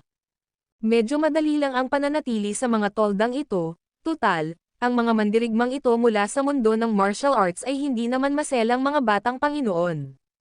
Pamilyar na pamilyar silang lahat sa matigas na kapaligiran, dahil nakatira sila sa gilid ng talam. May dumukot ng ulo, nakita ang gininto ang dragon na nilalamon ang watawat ng araw, at agad na sumilip pabalik sa loob ng kanilang tolda. Ang takot sa kanilang mga puso ay mahirap ipahayag. Pagkatapos ng labanan sa Medicine King Valley, ang buong mundo ng martial arts ay lubhang hangina, at marami ang hindi na nang ahas na harapin ang Seven Clouds Academy. Ngunit isang maliit na bahagi pa rin ng mga tao ang may masamang intensyon. Nakikita mo yan. Talagang marunong magpasikat ang Seven Clouds Academy. Sabi ng isang blonde at asol ang mga mata na nakaupo sa loob ng tent sa kanyang kasama, parang nag-aalala silang baka malaman ng iba na taga Seven Clouds Academy sila. Kapansin-pansin ang gininto ang dragon na lumulunok sa bandila ng araw. Mahina ang simoy ng hangin sa Cook City ngayon, na nagkataong nakapagwagayway ng bandila. Habang pinakikinggan ang pare-parehong yabag na nagmumula sa labas, nanatiling tahimik ang mga tao sa loob ng tolda. Hanggang sa unti-unting nawala ang mga yabag. Maaga man o huli, matatanggap din ng mga taong iyon ang nararapat sa kanila. Sa dami ng malalakas na tao sa lungsod ni Cook, iniisip ba ng Mad Dragon na isa siyang Diyos? Tumataas ang mga kasamaan at haantong ito sa sarili niyang pagkawasak. Nagsalita lamang ang dayuhang kasama pagkatapos umalis ng mga tao mula sa Seven Clouds Academy. Samantala, humigop siya ng vodka sa kanyang baywang at bamantong hininga, sayang naman. Hindi ako ang personal na papatay sa mga magnanakaw na iyon. Markang paywa. Swoosh. Susmariosep. Sandaling hamina ang boses. Biglang umangat ang tolda sa ibabaw ng ulo ng dalawang lalaki. WHO. Nabulunan ang lalaking umiinom ng malagok ang vodka na napunta sa maling tubo, halos hindi na makahinga. Samantala, kinuha ng kanyang kasama ang isang kahon ng mga nakatagong armas at umikot. Base sa narinig ko, mukhang isinusumpa mo ang Seven Clouds Academy. Isang lalaking mukhang malas ang nakatayo sa harap nila, ang mga kamay ay nakakuyong sa likod, nakayuko sa baywang, at nakatitig sa dalawa. Ang lalaki ay walang iba kundi si Julius Reed, na nakasuot ng maskara ni Eleanor Wood. Alam niyang hindi may tatago kay Eleanor Wood ang pagdating niya rito. Kaya, napagdesisyonan niyang gamitin ang mukhang ito para gawin ang maruming gawain at maghanap ng taong tatanggap ng patibong. Ikaw ba, mula sa Seven Clouds Academy? Itinuro ito ng blonde na lalaking Caucasian na may hawak na kahon ng mga nakatagong armas kay Julius Reed, payo ko sa iyo na huwag lumampas. Ito ang lungsod ni Cook. Hindi ito lungsod ng Gonzales. Kahit na sinabi niya ito, bahagyang nanginginig ang kamay niya na may hawak na kahon ng mga nakatagong armas. At hindi napigilan ng lalamunan niya ang pagkirot. Ang Seven Clouds Academy ay sumisikat nitong mga nakaraang araw, at isa lamang silang maliit na organisasyon sa ilalim ng kontrol ng Deep Cold, wala silang katayuan o lakas ng loob na harapin ng harapan ang Seven Clouds Academy. Ganoon ba? Umupo si Julius Reed sa harap ng lalaki, iniunat ang kamay at itinulak ang kahon ng mga nakatagong armas sa sarili niyang ulo. Halika, buksan mo ang kahon, patayin mo ako. Ikaw, huminga ng malalim ang lalaki, kumikibot ang ilong, at pawisan na ang noo. Sa tingin mo ba ay hindi ako maglalakas loob? Bahagyang nakalapat ang daliri niya sa gatilyo, ang mga mata niya ay puno ng balak na pumatay. Gayunpaman, nahalata ni Julius Reed na ang balak na pagpatay ay pagkukunwari lamang. Masyadong peke, ang tanging nakita niya ay takot, iyong uri na nagmumula sa kaibuturan ng pagkatao ng isang tao. Hindi pagkakaunawaan. Hindi pagkakaunawaan, sa wakas ay naiubo na ng kasama ng lalaki ang vodka mula sa kanyang lalamunan at dali-daling lumapit para makipagkasundo. Ngayon lang, nagkaroon tayo ng hindi pagkakaunawaan. Nagkukwentuhan lang kami ng walang ginagawa, hindi tungkol sa Seven Clouds Academy ang pinag-uusapan. Kung ang mga pangunahing puwersa ng Deep Cold ay nasa Quok City, tiyak na hindi sila magiging ganito kawalang kumpiyansa.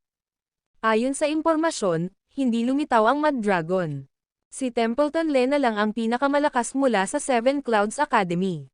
Ngunit kumpara sa mga makapangyarihang figurang iyon, balewala lamang ang kakayahan ni Templeton Lena sa pakikipaglaban.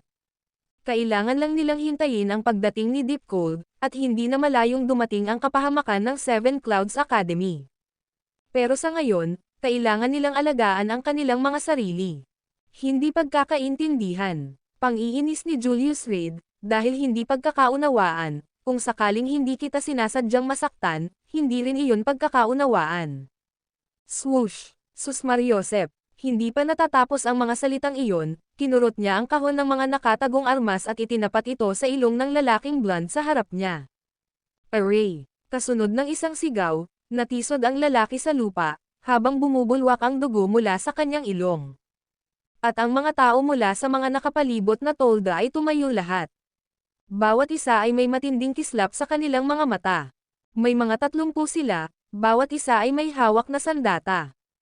Hindi pagkakaunawaan. Itinapon ni Julius Reed ang kahon ng mga nakatagong armas sa lupa, kinuha ang bote ng vodka, at ibinuhos ito sa mukha ng lalaki. Dugo at mga sugat, kapag pinasiglan ng alak, ay napakasakit. Napahawak ang lalaki sa lupa gamit ang kanyang mga kamay, hindi mapigilan ang sarili sa pagsigaw. Mag-alala ka na ba kapag usapan natin ng palihim ang Seven Clouds Academy sa hinaharap, kung hindi ay babasagin ko ang bungo mo. Pumutok. Matapos basagin ang bote ng vodka na hawak niya, naglakad palayo si Julius Reed. Maghintay at tingnan mo. Kung makakaligtas ka ngayong gabi, gagamitin ko ang apelyido mo. Mabilis na kumuha ng bote ng tubig ang lalaking blonde at sinimulang hugasan ang mga sugat niya sa mukha. Ginto, kailan darating ang Deep Cold? Pasigan niyang tanong. Sa loob ng isa pang kalahating oras, dadalhin ng kapatid ni Black Wolf na si Black Tiger ang piling tao ng Deep Cold dito, sagot ng kanyang kasama. Kung gayon, hayaan mo siyang mabuhay ng isa pang kalahating oras. Huminga ng malalim ang lalaking blonde at malakas na pinaghahampas ang lupa gamit ang kanyang mga kamao. Ang video na ito ay edited by Urban Storytelling. Kabanata 1167, pamilyar na mukha ayaw ni Julius Reed na apihin ang iba. Gayunpaman, May mga taong tiyak na mag-aaway din sa kalaunan, kaya mas mabuting kumilos ng mas maaga. Bukod pa rito, dahil suot niya ang mukha ni Eleanor Wood, wala siyang kaugnayan kay Mad Dragon o sa Sovereign. Iniisip si Eleanor Wood na dumarating sa lungsod ni Cook para lamang makahanap ng mga kalaban kahit saan. Gusto lang tumawa ni Julius Reed. Walang silbi ang mga maliliit na panlilinlang na iyon kay Eleanor Wood na galing Boulevard. Pero pwede silang magdagdag ng kaunting saya. Nang maabutan niya ang pangunahing puwersa ng Seven Clouds Academy, nadatnan niya sina Templeton Lena at ang iba pa na nakikipagtalo sa isang lalaki. Pasensya na, pero hindi kami nagsisilbi sa mga tagalabas dito, mapanghamak na sabi ng isang kalbong lalaki na nasa katanghaliang gulang, dapat ay maghanap ka na lang ng ibang lugar. Kalokohan. Kasabwat mo ba lahat ang daan-daang tao rito? Nako, binabaliwala mo ang pera, nababaliw ka na ba? Nakatayo si Lena sa harap ng isang abandonadong gusali, nakaturo sa daan-daang taong kumakain sa ground floor, at galit na sinabi, naghahanap ka ng gulo. Pagkatapos lumipad papuntang Cook City at pagkatapos ay maglakad ng 5 kilometro, medyo nagutom ang lahat. Kahit may mga biskwit at tubig sa kanilang mga backpack, mas malakas ang pang-akit ng mga pansit sa loob ng gusali. Mula sa layong 500 metro, naaamoy na nila ang aroma sa loob. Tila may nakarating na sa Cook City at ginawa itong pansamantalang restoran. Bagamat sira-sira, ang ganitong uri ng restoran ay magastos. Total, ang mga tao sa komunidad ng martial arts ay karaniwang hindi nagkukulang sa pera. Basta't makakakain sila ng masaya, hindi problema ang magbayad ng kaunti pa. Pero ngayon, dahil naharang sa labas sina Templeton Lena at ang iba pa, natural lang na makaramdam sila ng galit. N0 no G Omicron.co Omicron. Oo, mga kapatid natin ang mga nasa loob, sagot ng kalbong lalaki na may hawak na tabako sa bibig, habang nakaturo sa kabilang kalye. Kung gusto mong kumain, maghanap ka ng lugar at magluto ka ng sarili mong pagkain. Hindi ako pilantropo, wala akong pakialam sa buhay o kamatayan mo. Galing siya sa Starlight Group at ayaw niyang makita ang bandila ng Seven Clouds Academy.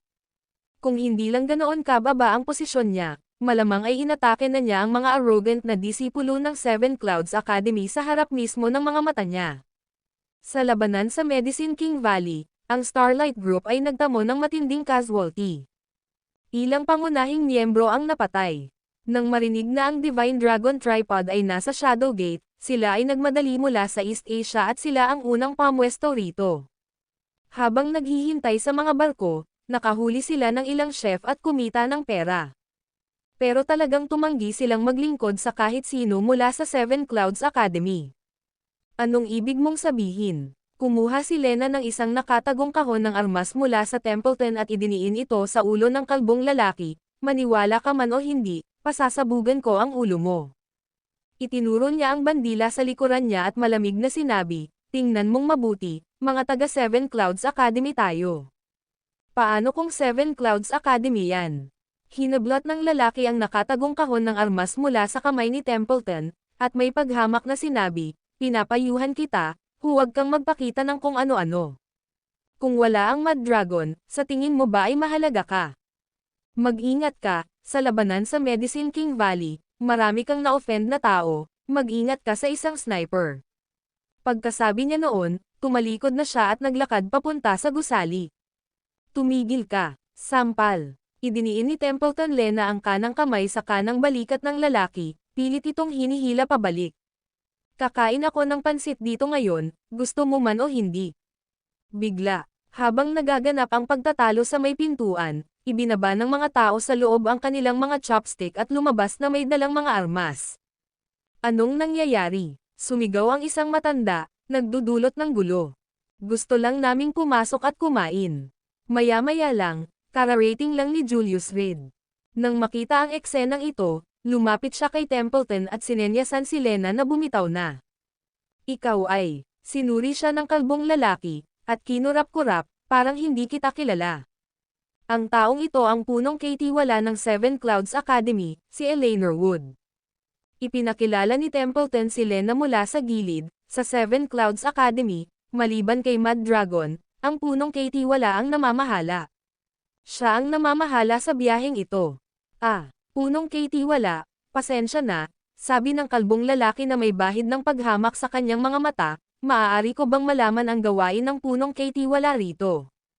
Sa mga taon na nang ibabaw ang Seven Clouds Academy sa mundo ng martial arts, natuklasan nila ang isang bagay. Iyon ay, bukod kay Mad Dragon mismo, halos walang malalakas na mandirigma sa akademya. Noong taon na nawala ang Mad Dragon, kinubkob ng mga mandirigmang ito ang Seven Clouds Academy, at halos walang nakasalubong na resistensya. Karamihan sa mga disipulo ng Seven Clouds Academy ay pinatay. Ngayon, ang sitwasyon ay tila kapareho ng mga araw na iyon. Anong klaseng malaking manager yan? Kung wala si Mad Dragon, nagkukunwari lang ang Seven Clouds Academy na ibang tao. Gusto ng mga kapatid ko na kumain dito. Maaari mo bang gawing mas madali? Tumingin si Julius Reed sa kalbong lalaki, kinuha ang tabako sa kanyang bibig, at inihagis ito sa lupa. Ikaw. Ang panunood sa pagkadurog ng kanyang mamahaling sigarilyo ay nagdulot sa lalaki ng hindi maipaliwanag na galit. Malaki ang ibinayad niya para sa mamahaling tabako na iyon mula sa Amerika. Kadalasan ay hindi niya ito matiis na manigarilyo at inilalabas lamang niya ito para magpasikat dahil maraming tao sa paligid ngayon. Pero, ngayon, habang pinagmamasdan ang kanyang dinurog na tabako, ang lalaki ay nagngingit-ngit sa galit. Kuya, sumosobra ka na. Galit na sigaw niya. Napakabastos mo kung kakausapin mo ako nang may sigarilyo sa bibig mo. Nakangiting sabi ni Julius Reed, habang nakahalukip-kap ang mga kamay sa likod. Sabihin mo nga sa akin, ano ang gusto mo? Inis na hinimas ng kalbong lalaki ang kanyang may kantab na ulo, pilit na pinipigilan ang kanyang galit. Hindi pa niya lubos maisip kung ano ang kayang gawin ng umano'y pangalawang pinunong ito. Gusto ko lang kumain ng noodles, yun lang. Nanatili ang ngiti ni Julius Reed, nakatiklop pa rin ang mga kamay. Nang marinig ito, lumingon ang kalbong lalaki at tumingin sa isang matandang lalaki, na parang humihingi ng direksyon. Malinaw, ang matandang lalaki ang amo rito. Tumango ang matanda, ipinapahiwatig na dapat gawin ng lalaki ang hinihiling. Pero ang kamay niya sa likod ay palihim na nagsenyas ng ibang bagay. Lahat kayo mula sa Seven Clouds Academy, marami na kayong naging kaaway. Kung may maglalason sa pagkain mo, huwag mong sabihing hindi ka namin binalaan. Sabi ng matanda, ang mukha ay may hindi maintindihang ngiti. Dahil sa ngiting iyon, napaatras ng bahagya ang mga tao mula sa Seven Clouds Academy. Nag-alangan sila. Templeton, Lena, siguro dapat na natin itong kalimutan. Kain na lang tayo ng biskwit. Kaligtasan muna. Ipinahayag ng lahat ang kanilang mga alalahanin. Sasama o hindi, kung hindi, isasara na namin ang pinto. Pang-aasar ng kalbong lalaki habang nakangisi. Isang grupo ng mga duwag, takot sa ano. Halata sa tono ni Templeton na si Lena ang kanyang pagkainis. Huwag kang mag-alala, pupunta ako. Maghintay kayo rito. Maingat na umakyat si Julius Reed sa hagdan patungo sa bahay, hintayin mong mabusog ako, saka ka papasok. Tumayo ka rito. Iritadong sigaw ni Templeton Lena. Ang grupo ng mga empleyadong ito, talagang isang hamon ang pamunuan. Nang makitang diretsong pumasok si Julius Reed, tinaasan ng matanda ang isang kilay, lilinawin ko lang, kung malalason ka at mamamatay ka rito, wala na sa atin iyon. Masyadong makapangyarihan ang Seven Clouds Academy ngayon, hindi natin maaaring akuan ang responsibilidad na ito. Kung mamamatay ako, responsibilidad ko iyon. Sumigaw si Julius Reed sa pintuan, narinig mo yan. Wala itong kinalaman sa magkapatid na ito. Naiintindihan ko. Daan-daan ang sumigaw sa may pintuan. Sa gitna ng isang silid na puno ng mapangotsyang tingin, si Julius Reed ay nakaupo sa tabi ng isang mesa, naghihintay ng kanyang pagkain. Samantala, malapit sa lungsod ni Cook, isang matandang lalaki at isang binata ang dahan-daang naglakad sa kalsada. Ginoo, maaari po ba ninyong sabihin sa akin kung paano makarating sa lungsod ni Cook? Lumapit si Eleanor Wood sa isang tolde sa tabi ng kalsada at tinapik ang balikat ng isang lalaki. Ikaw, lumingon ang lalaki, at nang makita ang isang pamilyar na mukha, tinakpan niya ang kanyang ilong gamit ang kanyang kamay, nanginginig sa takot. Binugbog lang siya ng taong ito. Bakit siya bumalik ulit? Pumunta ka, pumasok ka lang sa loob, ituloy mo lang. Sabi niya, pawis na pawis. Salamat. Tumanggaw si Eleanor Wood at umalis. Sus Mariosep. Nakakakita ng mga multo. Huminga ng malalim ang lalaki. Pakiramdam niya ay nakaligtas siya sa isang sakuna, binubugbog lang ako at iniisip na ang pagiging magalang ang makakalutas ng lahat. Teka, gag-antay ako. Ang video na ito ay edited by Urban Storytelling. Kabanata 1168, Malaking Mangkok at Malapad na Pansit, ang Katie wala. Itinuturing ni Yannick Ridge ang kanyang sarili na may karanasan na, ngunit ngayon lang siya nakarinig ng tungkol sa isang head steward sa Seven Clouds Academy. Kakaupo lang ni Julius Reed nang lumapit ang kalbong lalaki at naupo sa tabi niya. Iniisip ko kung paano ka, bilang punong Katie wala, maihahambing kay Mad Dragon, di ba? Habang nagsasalita siya, isang mapang-uyam na ngisi ang sumilay sa kanyang mukha. Seven Clouds Academy, kasama ang tumataas na prestihiyo nito. Sa buong mundo ng martial arts, lahat ay kinatatakutan ito na parang tigre. Pero siya, naglakas loob siyang makipag-usap ng harapan sa head steward ng Seven Clouds Academy, kahit na may bahid ng pang-aakit. Sa huli, ito ay dahil nakipag-alyansa na ang Starlight Group sa ibang mga organisasyon. Gusto nilang lipulin ang mga kalokohan ng Seven Clouds Academy sa Cook City. Hulihin silang lahat sa isang iglap. Gayunpaman, ang isang labanan sa pagitan nila ay matagal nang hindi maiiwasan. Bakit hindi muna patayin ang espiritu ng Seven Clouds Academy? Zero no. S. Omicron. Siyempre, ang pangunahing dahilan ay wala roon si Mad Dragon. Kung wala si Mad Dragon, walang kahit isang kahanga-hangang mandirigma sa buong Seven Clouds Academy. Iyan ang pinagkasunduan. Ang Mad Dragon ay isang puwersang walang talo, kahit pa sa lahat ng aking kakayahan, wala akong kayang tapatan sa kanya.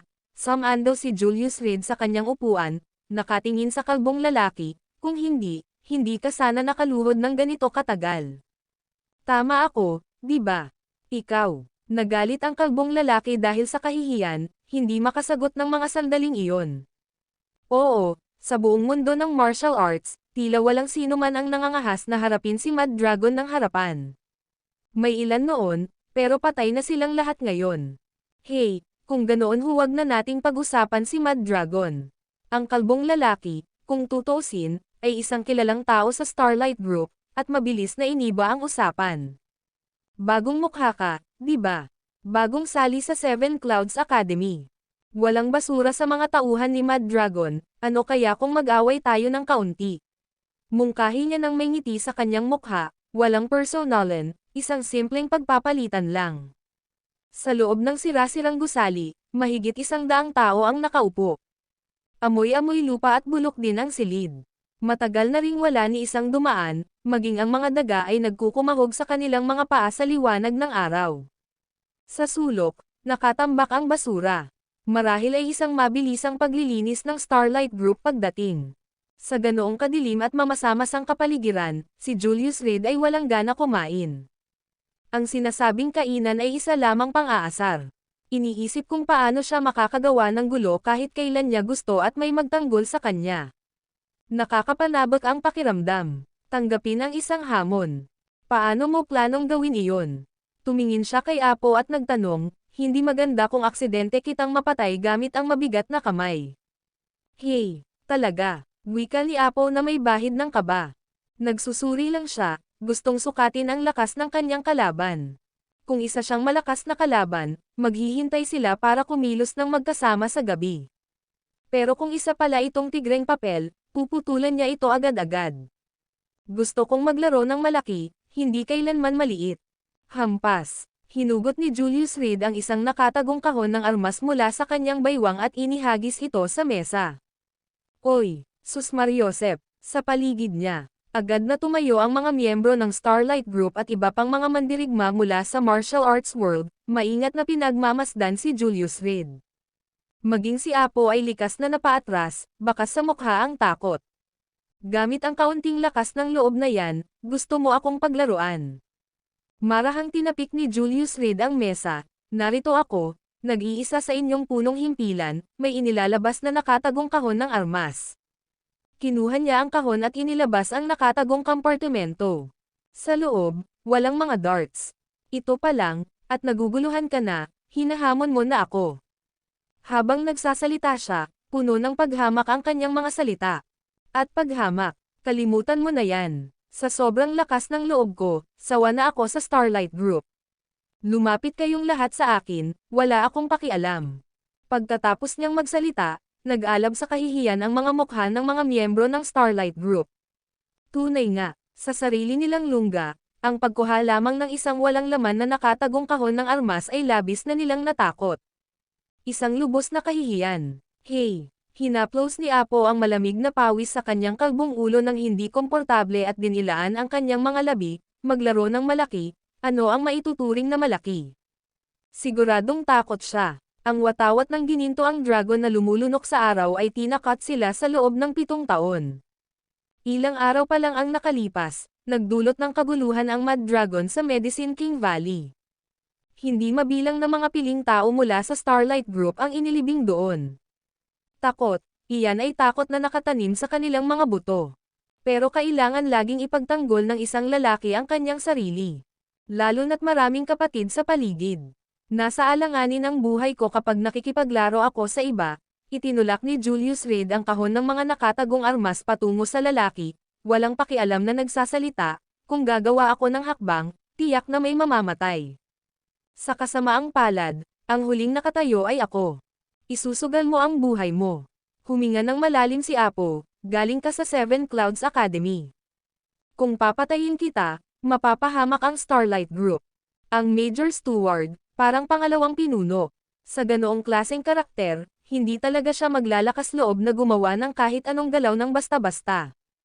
Una, wala siyang alam tungkol sa background ng kabilang partido. Pangalawa, kung talagang napatay niya ito, walang dad ang magkakaroon ng galit na paghihiganti mula sa Seven Clouds Academy. Hindi magagawa ng Starlight Group ang ganoong bagay ng mag-isa, kailangan nilang isama ang iba. Hindi iyon mangyayari. Itinuro ni Julius Reed ang kahon ng mga nakatagong armas sa harap ni Apo, may isang kahon ng mga nakatagong armas sa harap mo. Bawat isa sa atin ay nagbubukas ng ating mga sarili patungo sa isa't isa. Kung sino ang mabubuhay at kung sino ang mamamatay ay tadhana ang magdedesisyon. Bukod pa rito, pagkatapos ng 3 kahon ng mga nakatagong armas, kung hindi ka papatay, kikitil ako ng sarili kong buhay. Base sa reaksyon ng mga tao sa paligid, masasabi niyang determinado silang tutulan ang Seven Clouds Academy ngayon. Sa katunayan, posible talagang hinihintay nilang magtipon ang lahat at pagkatapos ay magsanib puwersa para gumawa ng gulo. Tila hindi naman nasaktan ang mga taong ito sa harap niya sa labanan sa Medicine King Valley. Pero sa pangalawang pag-iisip, tama rin naman. Iyong mga lumitaw ng panahong iyon, bagamat mga pangunahing miyembro, wala sa mga boss mula sa iba't ibang organisasyon ang nasa bahay, ligtas at maayos. Kung mamatay ang pangalawang pinuno, maaari mong i-promote ang pangatlo. Kapag namatay lang ang amo, saka mo lang tunay na mapapaisip ang mga tao kung sakaling matakot sila. Ang Seven Clouds Academy ay matatagpuan sa lungsod ng Gonzales. Bukod sa kanya, ang iba ay hindi makakayanan ang paghabol at pagpatay ng mga mandirigma ng mundo ng pakikipaglaban. Kasunod ni Templeton Len na patungong Cook City, gusto niyang takutin ang kanilang mga puso, alisin ang ilang pinuno, at saktan ang mga taong ito. Kapatid, walang mga pana sa kahon na ito ng mga nakatagong armas, paano tayo maglalaro? Kinuha ni Apo ang kahon, tinimbang ito, at habang ginagawa ito, inilabas ang nakatagong kahon para siguraduhing walang mga pana sa loob.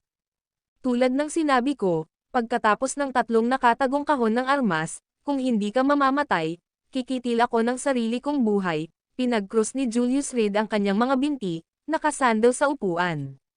Nandito na ang mga pansit. Maya-maya lang, isang miyembro ng Starlight Group ang nagdala ng isang malaking mangkok ng pansit kay Julius Reed. Nang may ngiti, ang bango naman, bahagyang sumangot si Julius Reed. Nalasan, at isa pang nakamamatay na lason.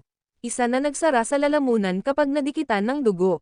Ang isang ordinaryong taong kumakain nito ay malamang hindi tatagal kahit 10 segundo. Pakisubukan po ninyo ang husay ng aming Starlight Group, puno ng pananabik na inialok ng gumagawa ng pansit ang mga chopstick. Habang nasa kusina siya kanina, nakatanggap siya ng balita na paparating na ang mga makapangyarihang organisasyon tulad ng Deep Cold. Kaya, Napagpasyahan niyang lagyan ng lason ang ulam ng maaga. Dahil ipinakita na ng lahat ang kanilang tunay na kulay at malapit ng maglaban ng marahas. Mas mabuting unahin ang pag-atake. Salamat. Tumayo si Julius Reed, ikinakaway ang kamay kay Templeton Lena. Sige na, hintayin ninyo ako sa itinakdang lugar. Oo, bahagyang tumango si Lena sa Templeton at ikinumpas ang kanyang kamay. Mabilis niyang inilabas ang mga tauhan niya.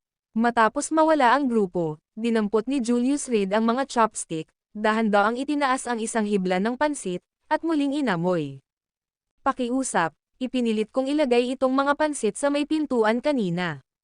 Ngayong nagawa na sila, huwag mo na kaming suran sa pagtanggi mo sa kanila, malamig na ngisi ni Apo. Napuno ng pananabik ang kanyang mga mata. Inaasahan ang makikitang pagbagsak ng lason sa kanyang kalaban. Halika rito, may sikreto akong sasabihin sa iyo. Hindi pinansin ni Julius Reed si Apo at sumenyas sa gumagawa ng pansit. Ano iyon? Pagkalapit pa lang ng lalaki, 2 chopstick ang tumusok sa puso niya. Hindi ako kumakain ng malapad na pansit. Mahina ang itinulak ni Julius Reed, at bumagsak sa lupa ang lalaki. Siya ay nagkumbulsyon at pagkatapos ay namatay.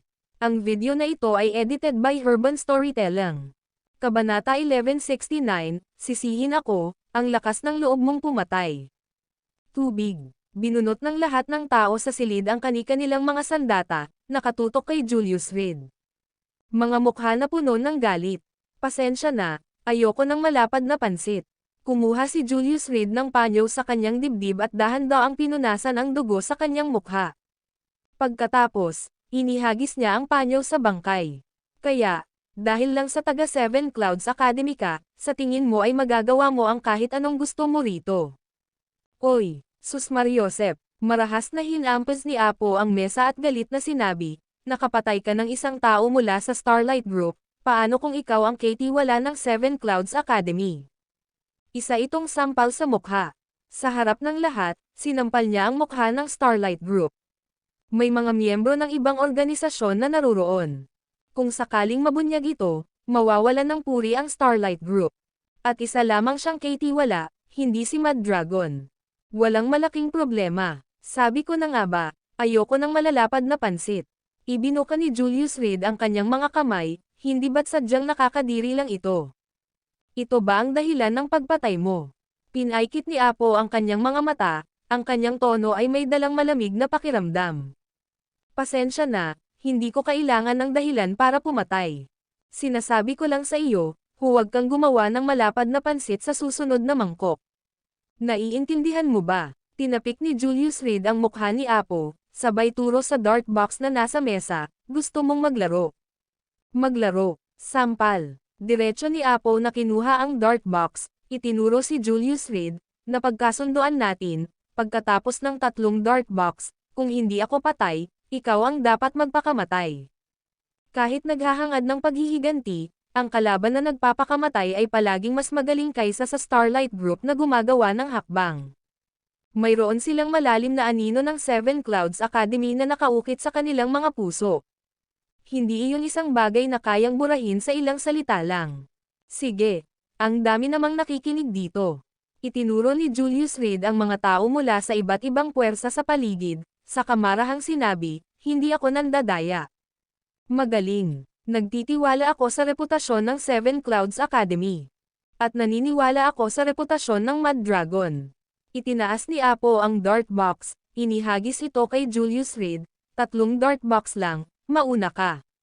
Mag-click. Itinutok ni Julius Reed ang dart box kay Apo at kinalabot ang gatilyo. Pagkatapos, itinapon niya ito.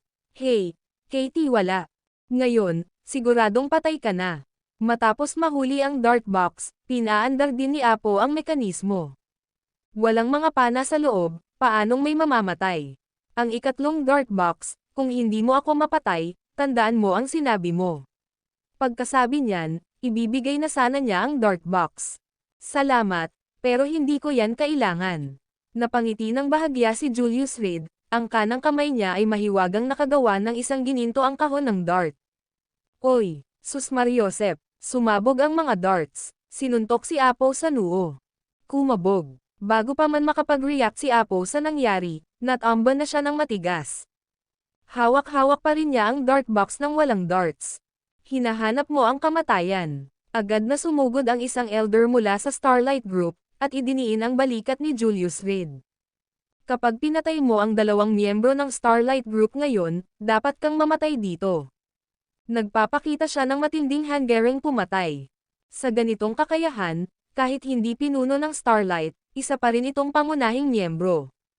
Sinabi ko lang na papatayin ko siya gamit ang 3 dart box, hindi ko sinabing kailangan kong gamitin ang partikular na dart box na iyon. Nagkibit balikat si Julius Reed, walang magawang sinabi, kasalanan niya ang pagiging hanggal, ako ang sisihin mo. Ikaw, napasinghap ang matanda, at galit na umungol, hindi ako makapaniwala na ang Seven Clouds Academy ay magkakaroon ng ganito kawalang hiya na tao. Kung nandito lang si Mad Dragon, siguradong papatayin kanya mismo para maibalik ang karangalan ng Academy. Kahit na palaging mapang-api ang Seven Clouds Academy, diretso naman ang kanilang pagkilos. Bihira lang magkaroon ng ganitong mga tusong tao. Talagang pinahahalagahan ako ni Mad Dragon, inilagay ni Julius Reed ang kanyang kamay sa kamay ng matanda, sinusubukang ilayo ito. Ngunit ito ay walang silbi. Mahigpit ang hawak ng matanda. Sir, huwag po sana kayong mag-amok, sinubukan niyang igalaw muli ang kamay ng matanda, ngunit hindi pa rin ito epektibo. Akala ko isa kang malaking kontrabida.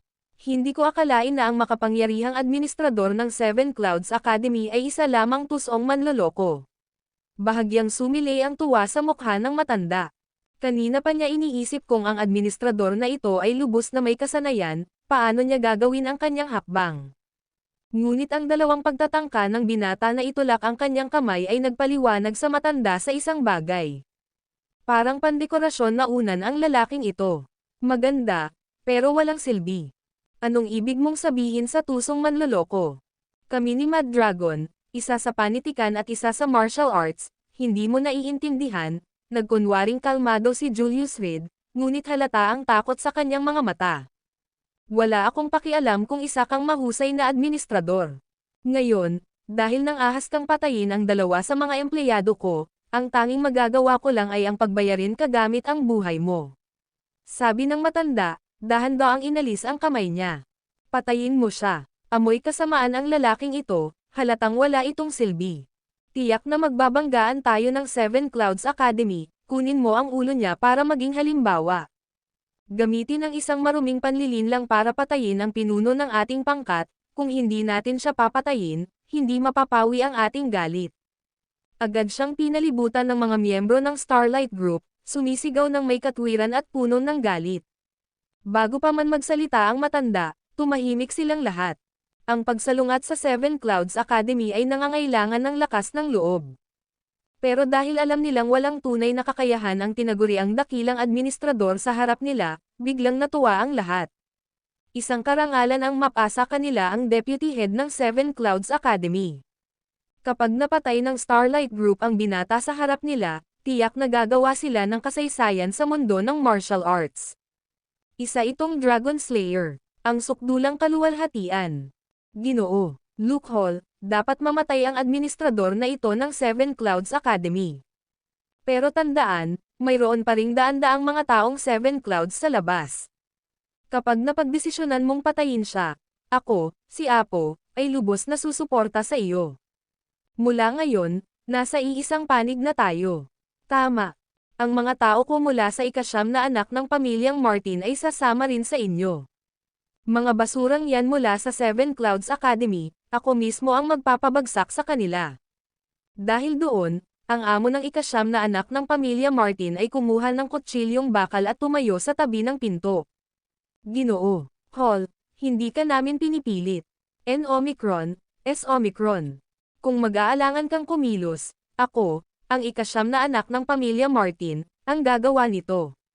Ang ika-9 na anak ng pamilya Martin ang boss, at kahit hindi kasing kilala ng Starlight Group sa mundo ng martial arts, maliit lang ang reputasyon niya.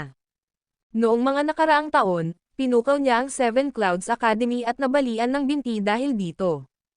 Gumagamit na siya ngayon ng prosthetic, pero hindi nabawasan ang kanyang kakayahan. Nagbibiro ka, Elder Mr. Martin. Nang makita ni Loophole ang mga sabik na eksperto sa martial arts sa harap niya, dahan-daang lumapit kay Julius Reed. Pasensya na. Ngayon, sinaktan mo ang mga kapwa ko miyembro ng Starlight Group, kailangan kong kumilos para sa hustisya. Sabi niya, sabay abot ng kamay sa ibabaw ng ulo ni Julius Reed. Parang papatayin niya ito sa isang salita lang. Pasensya na. Naglagay si Julius Reed ng isang nakatagong kahon ng armas sa kanyang ulo, habang bahagyang nakangiti, ako na lang ang gagawa. Nang makita ito, lahat ay nagulat. Hindi ba't ito ang tamang panahon para magmakaawa o kaya'y magbitaw ng masasakit na salita? Lalo na't katatapos lang lipulin ng Mad Dragon ang Medicine King Valley, at nanatili ang kanilang nakakatakot na reputasyon. Nag-aalala sila tungkol sa isang hakbang. Pero ngayon, ang binata sa harap nila ay malapit ng magpakamatay. Anong daya ang ginagawa mo? Bahagyang nakasimangot si Loophole, malamig na sumangot, ngayon, tiyak na mamamatay ka. Sa loob ng Starlight Group, siya ang pangalawa sa pamunuan. Ang desisyon ngayon ay inaprubahan na ng boss bago pa man siya dumating. Kahit hindi sila kumilos ngayon, nang magsama-sama ang ibang mga organisasyon, linano nilang paksain ang Seven Clouds Academy sa Cook City. Sana hindi mo ako pigilan kapag nagpakamatay ako. Natapos magsalita si Julius Reed, ang daliri niya ay nakapatong sa gatilyo. Sa loob ng sira-sirang gusali, namayani ang katahimikan. Pigil ang hininga ng lahat ng mata ay nakatuon sa kanya. Mag-click, mag-click, mag-click, ngunit ng mga sandaling iyon, isang sunod-sunod na yabag ang papalapit mula sa malayo. Napaka-brutal. Ang video na ito ay edited by Urban Storytelling. Kabanata 1170, ang tunay at pekeng baliw na dragon, sino ang nandyan? Biglang napalingon ang matandang lalaki ng makarinig ng mga yabag. Ang kanyang mga mata, parang sa agila, ay matamang nakatitig sa pinto. Sa mga panahong tulad nito, lahat ay nasa bingit na, handang harapin ang anumang banta sa Seven Clouds Academy. Si Julius Reed ay nakapwesto sa pinakagitna. Nakatayo si Loophole sa tabi niya. Unti-unting naghiwa-hiwalay ang mga taong nakaharang sa kanilang daan. Tila ba isang kakilakilabot na kalaban ang kanilang kakaharapin. Sino ba yan? Matapos maghiwa-hiwalay ang lahat, sumigaw si Loophole. Hindi kalayuan sa harap niya ay nakatayo ang isang figure na nakasuot ng itim. Gayunpaman, ang figure ay nakaharap palayo sa kanila. Tigilan mo na ang pag-arte at pag-arte. Hindi pa tapos magsalita si Loophole nang biglang may mga nakatagong kahon ng armas mula sa likuran niya na nakatutok sa lalaking nakaitim. Lahat kayo, huwag kayong mag-alala, panoorin niyo lang akong magpakamatay. Tinapik ni Julius Reed ang mesa gamit ang kanyang nakatagong kahon ng armas, medyo hindi nasisiyahan, narito ako, ang pangunahing katiwala ng Seven Clouds Academy, malapit ng magpakamatay, at walang magbabantay. Ganito na ba ako kawalang halaga? Pero walang nagbigay pansin sa kanya. Nanatiling tahimik ang sulok, nakaupo sa isang upuan. Dahan-daang lumingon ang figure. Baliw na dragon. Kumatok, kumatok, kumatok. Nang makita ang nakamaskara na mukha ng lalaki, napaatras si Loophole ng 3 hakbang, halos mawalan ng balanse. Ang iba ay parang nakakita ng multo, lahat ay sabay-sabay na umatras ng mga 10 metro ang layo. Sa isang iglap, natagpuan ni Julius Reed ang kanyang sarili na lubos na nag-iisa. Biglang naging mabigat ang kapaligiran. Ikaw, kailan ka pa nakarating dito? Naglakas loob si Loophole at nanginginig na nagtanong. Parang halos tumigil sa pagtibok ang puso niya. Naging mahirap ang paghinga. Ang mapang-ipang presensya ng malalakas ay palaging nangingibabaw ng ganito. Ang pangalang Mad Dragon ay katumbas ng isang makapangyarihang hukbo. Ito ay isang reputasyon na nabuo dahil sa hindi mabilang na mga bangkay. Sa likuran nila, patuloy pa rin ang tunog ng mga patak ng tubig. Anong nangyayari? Kumalabog, kumalabog, kumalabog.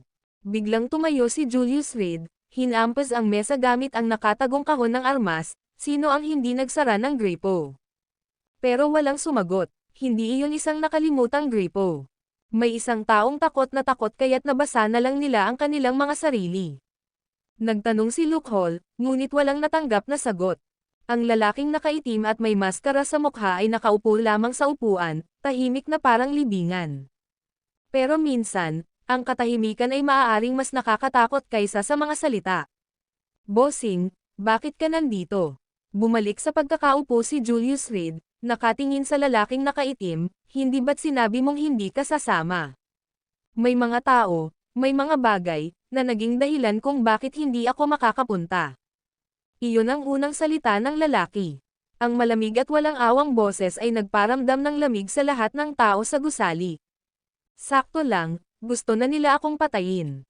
Itinutok ni Julius Reed ang nakatagong kahon ng armas sa sarili niyang ulo. Ngayon, gagawin ko na talaga. Pagkasabi niya ng mga salitang iyon, lahat ng tao sa silid ay nataranta. Ayos lang yan. Pero kapag namatay ka na, ililibing ko sila kasama mo. Malamig na sabi ng lalaking nakaitim. Kumabog. Ang ilan na walang gaanong lakas ng loob ay agad na lumuhad sa sahig, dahil sa takot. Ang mas malala pa, ang ilan ay umirap at nawalan ng malay agad. Nakakakilabot at kakaiba ang atmosfera. Ikaw ay hindi si Mad Dragon. Napakurap-kurap si Luke Hall, itinoon ang lahat ng kanyang atensyon sa lalaking nakaitim. Si Mad Dragon ay isang Great Grandmaster, pero sa iyo, walang bakas ng aura ng isang Grandmaster. Isa na siyang Grandmaster, kahit nakakapasok pa lang niya sa larangang iyon. Ngunit sa lalaking nakaitim, wala siyang maramdamang kahit anong lakas. Hindi man lang kasing tindi ng kay Apo, nakakapatay lang. Tila isa siyang ordinaryong tao. Pero hindi makasiguro si Luke Hall. Dahil madalas na kayang itago ng malalakas na individual ang kanilang presensya. Ang pahayag na ito ay isa lamang panlilinlang. Kung gayon, halika rito at patayin mo ako. Nang marinig ito, walang ipinakitang reaksyon ang lalaking nakaitim, iniunat pa niya ang isang kamay at sinenyasan si Luke Hall gamit ang isang nakakawit na daliri, halika. Huminga ng malalim si Luke Hall, sa loob-loob ay nag-iisip kung paano magdedesisyon. Malapit na akong magpakamatay. Saka lang nagsalita si Julius Reed mula sa gilid, may pagkadismaya sa boses niya habang kinakalabit niya ang gatilyo. Oy, Sus Mariosep! Ngunit sa sandaling tumunog ang nakatagong kahon ng armas, mabilis na kumilos si Luke Hall, at natamba ang kahon palabas ng kamay ni Julius Reed. Kumalabog. Isang lumilipad na sibat ang tumama sa pader, na nagpasiklab ng mga kislap. Kumatok. Zero no Omicron, S Omicron. Sa likuran niya, marami sa mga eksperto sa martial arts ang natamba sa lupa dahil sa takot. Kung namatay ang kasambahay, ililibing sana sila ni Mad Dragon kasama niya. Mabuti na lang at walang nangyari. Mag-click.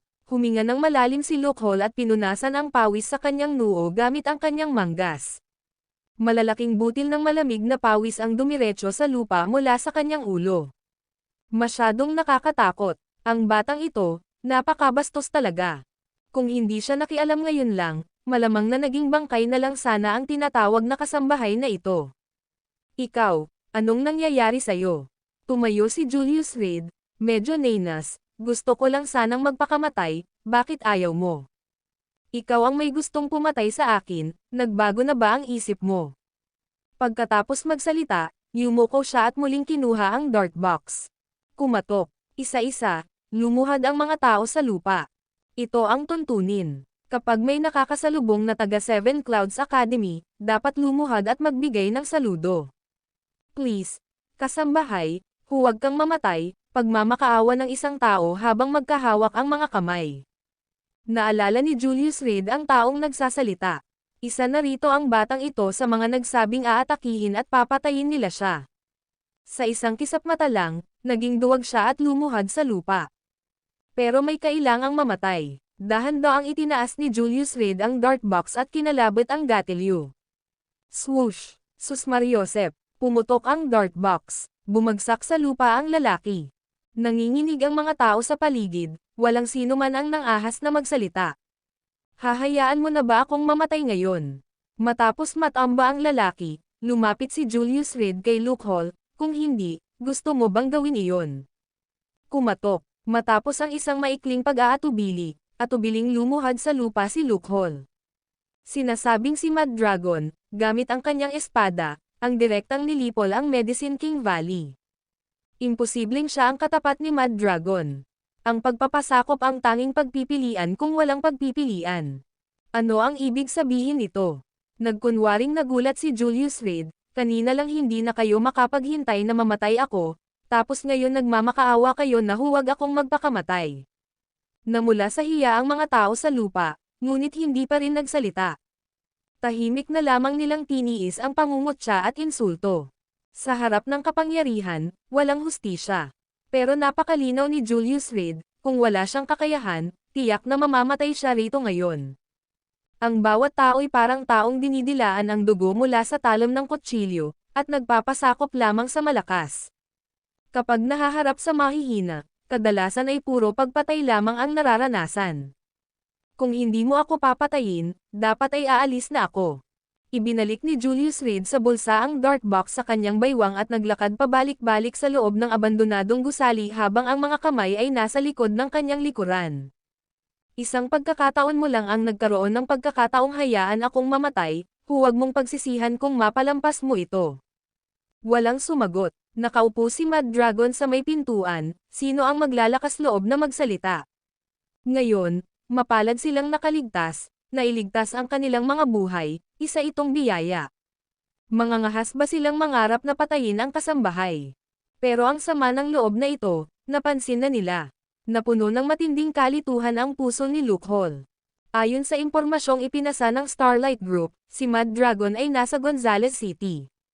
Ang pagbisitang ito ng Seven Clouds Academy sa Cook City ay pangunahing ginawa para palakasin ang presensya ni Devlin. Total, ang tsismis sa labas ay isa lamang aso ng Seven Clouds Academy si Devlin. Ang Divine Dragon Tripod ay nasa boss ng Shadowgate. Ngunit ang pagdating mismo ni Mad Dragon ay isang bagay na hindi kailanman naisip ni Luke Hall. Kung gayon, dapat na ba akong umalis? Tahimik na tanong ni Julius Reed. Nang makitang walang sumasagot, dahan-dahan siyang naglakad palayo habang ang mga kamay ay nasa likod ng kanyang likuran. Sa lahat ng oras, ang mga taong ito ay nanatiling nakayuko, hindi nang ahas na sumulyap. Sa takot na mapansin sila ng Mad Dragon at magdesisyong patayin sila.